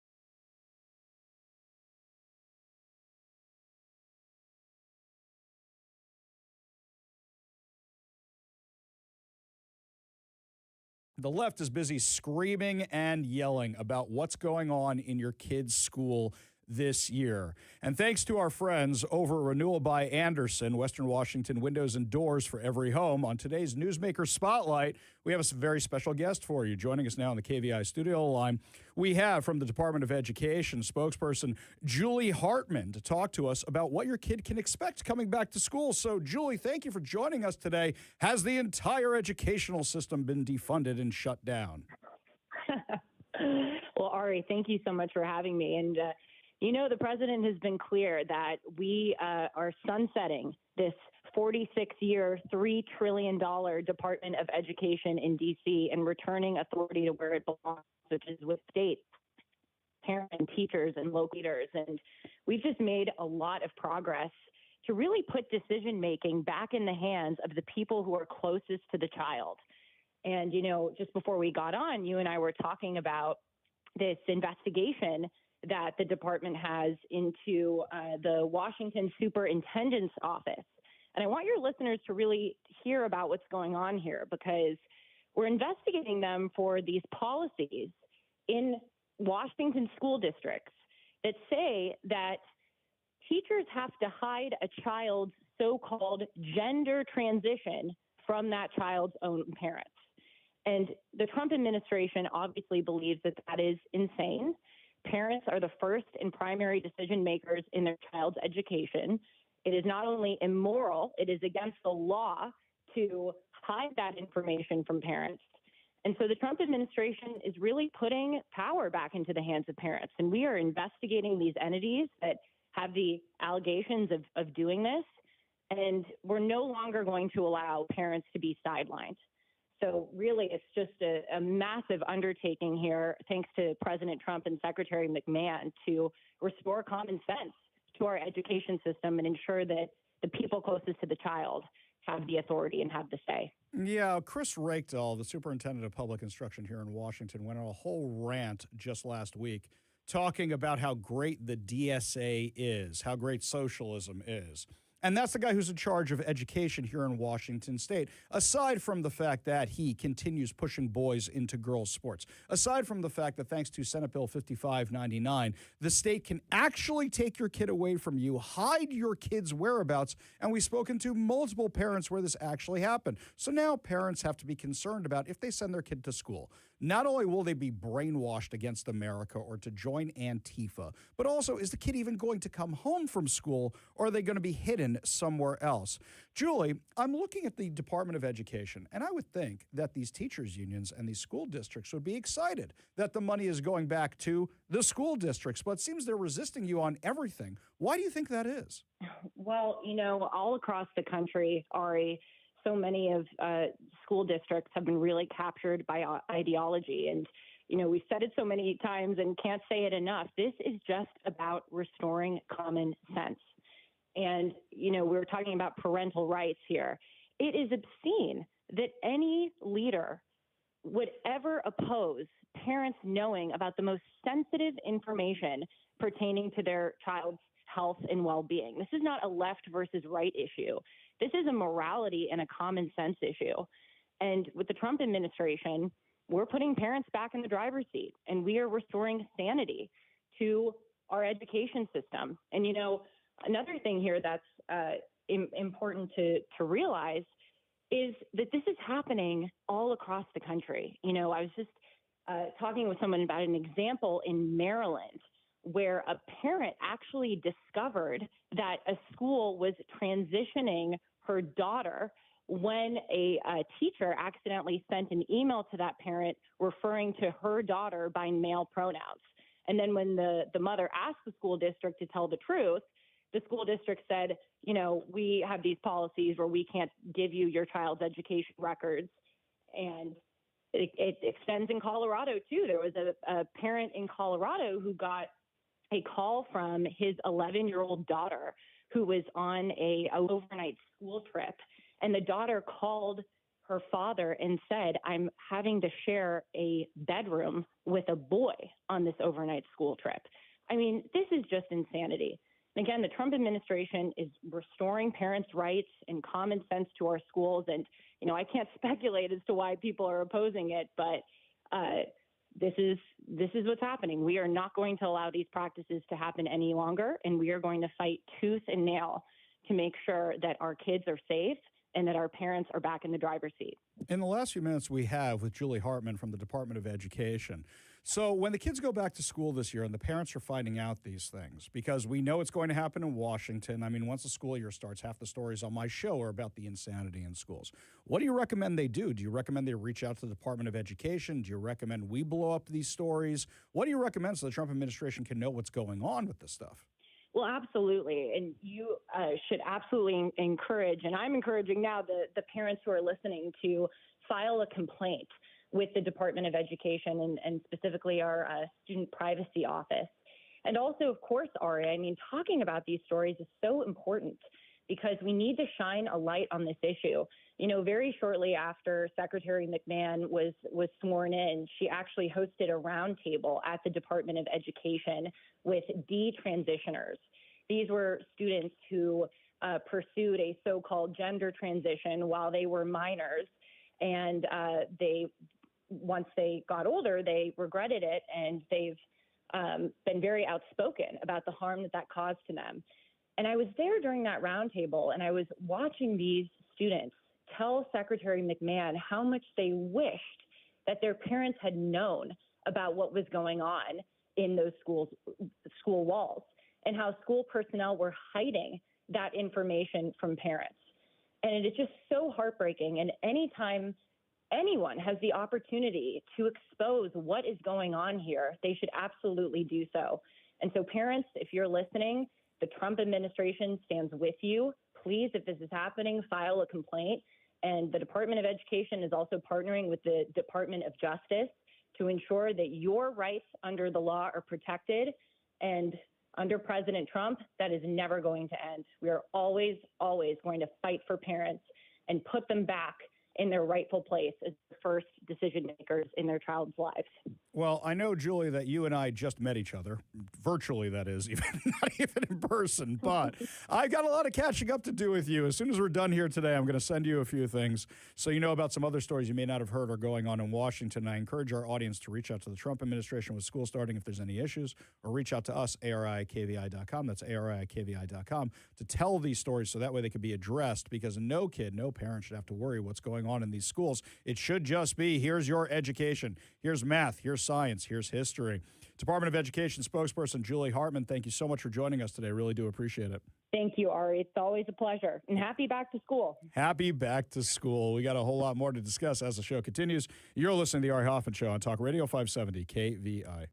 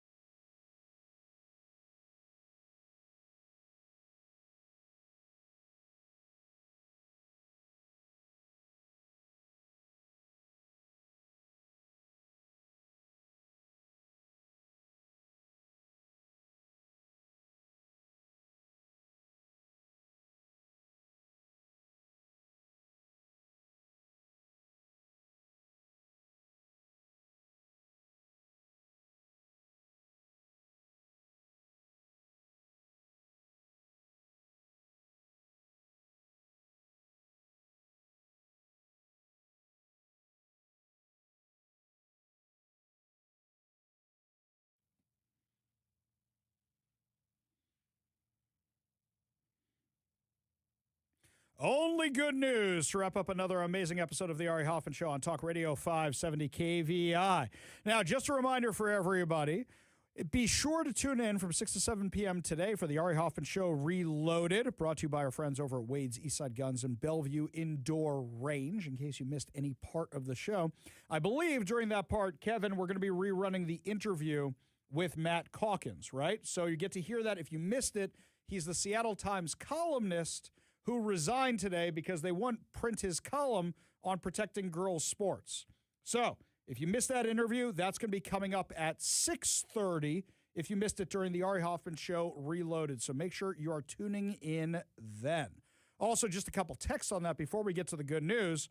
This one here from the 425, the Seattle Times continues to make me embarrassed to admit I used to deliver their papers 46 years ago. Here's another one from Bob in the 509. Ari, I'm old enough to remember the Times as the region's paper of record, filled with reasonable and honest reporting. Of course, at that time, the Post-Intelligencer was the polar opposite, with yellow journalism standards that rivaled Hearst's instigation of the Spanish-American War. Didn't take the Times long to slide into leftist mediocrity after the PI's demise. That's what happens when journalism's main focus is pandering to one-party rule. These days, the Times only competes with the stranger, a horse race to depravity. Pravda delivers more measured reporting. He's right. And actually, you think the Times would have learned its lesson. Oh, we won. People didn't want that garbage, so they closed. We should keep doing what we're doing. No, we really need to kind of make some space for some new people here. By the way, you could have had a lefty column. Could have had that. But by taking the whole paper all the way to the left, you guys are heading down the exact same road of the Seattle PI.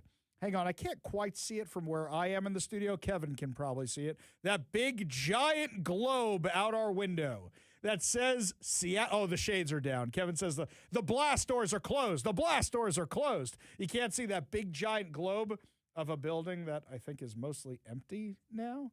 I mean, I know there's people who work in the building, but they don't work for the PI anymore. In fact, nobody works for the PI anymore.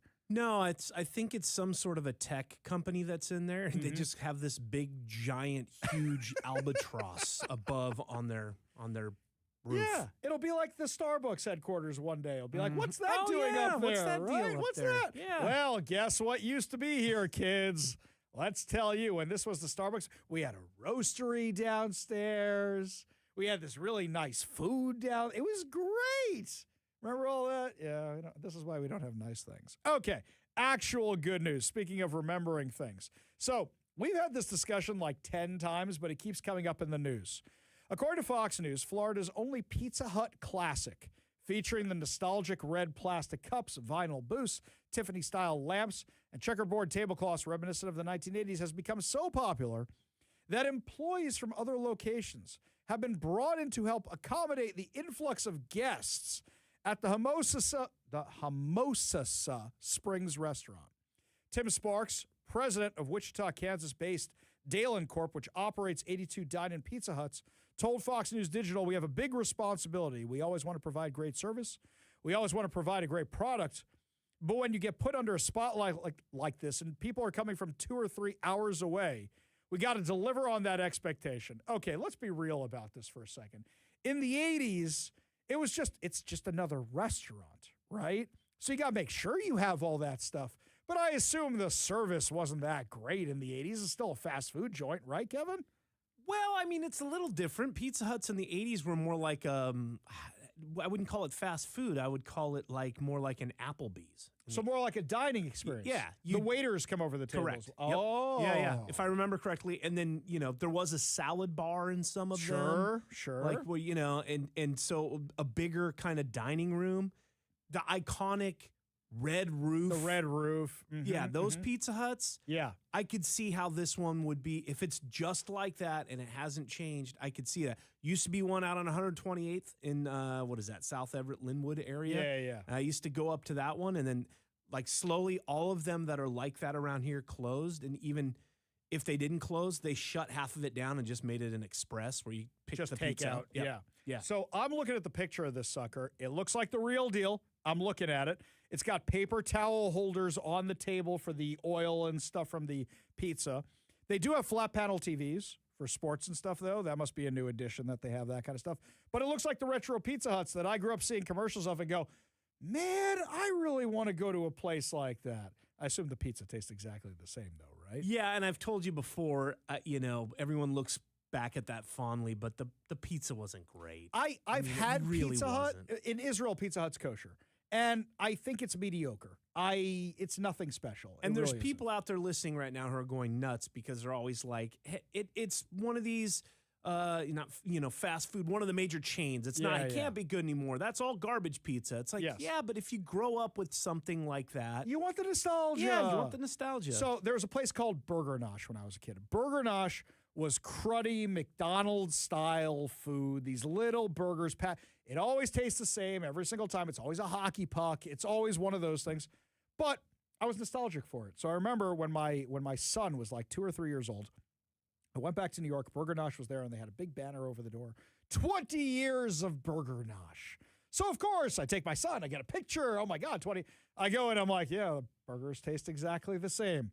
Why was I so obsessed with this place? Yes, for my bar mitzvah, we went to a baseball game at Shea Stadium for the Mets. Then we went to Burger Nosh. That was my bar mitzvah. That's what we did. It's what you do when you're a kid, what man. you do. You like that garbage. And then, what happens? It closed the year after that. Closed. Now, something funny about this.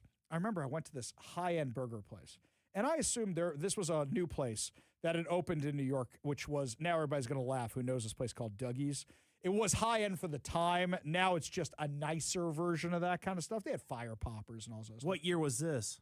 96, 97.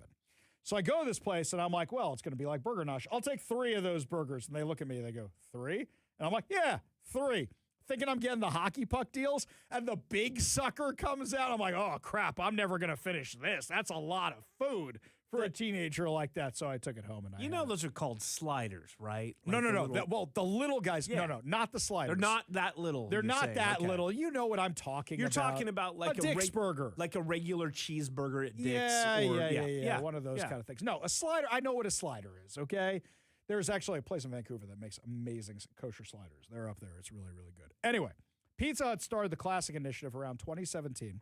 They approached a few franchisees and said, hey, we're thinking about doing the retro look. Do you guys want to participate in the test? So this owner here said, sure, I'd love to. The first one opened in Georgia. He said, we flew out to see it once it was finished. As soon as I walked through the door, it just really struck me. I was super excited. I thought I was going to like it. I didn't know I would like it as much as I did. For me personally, it hit home. Leadership changes at Pizza Hut eventually led the brand to move away from the classic remodels, but he was allowed to continue with them. He said, we really did run into a problem when we bought all the Tiffany lights we could find, and there weren't any more of them. Because, retro stores will have them, and classic stores will have them, and repo stores will have them. He said the brand quit producing them for us because there just wasn't enough big commitment for people to buy them. Well, now everybody's buying these suckers. He said some of the locations still don't have the lamps, but renewed interest in the retro restaurants because other franchisees are doing the exact same things could change that. He says now because of the attention, we have 5 different vendors bidding to build those lights for us again. If you build it, they will want your Tiffany lights. Customer feedback showed that the throwback styling really resonated with everybody. He currently operates 39 Pizza Hut classic locations. None of them are near us. Sorry, guys. They're mostly in the South. That's going to do it for us today, my friends. But fear not, we'll be back tomorrow with more insane stories, more exciting guests. Reloaded is up next. You've been listening to The Ari Hoffman Show on Talk Radio 570 KVI.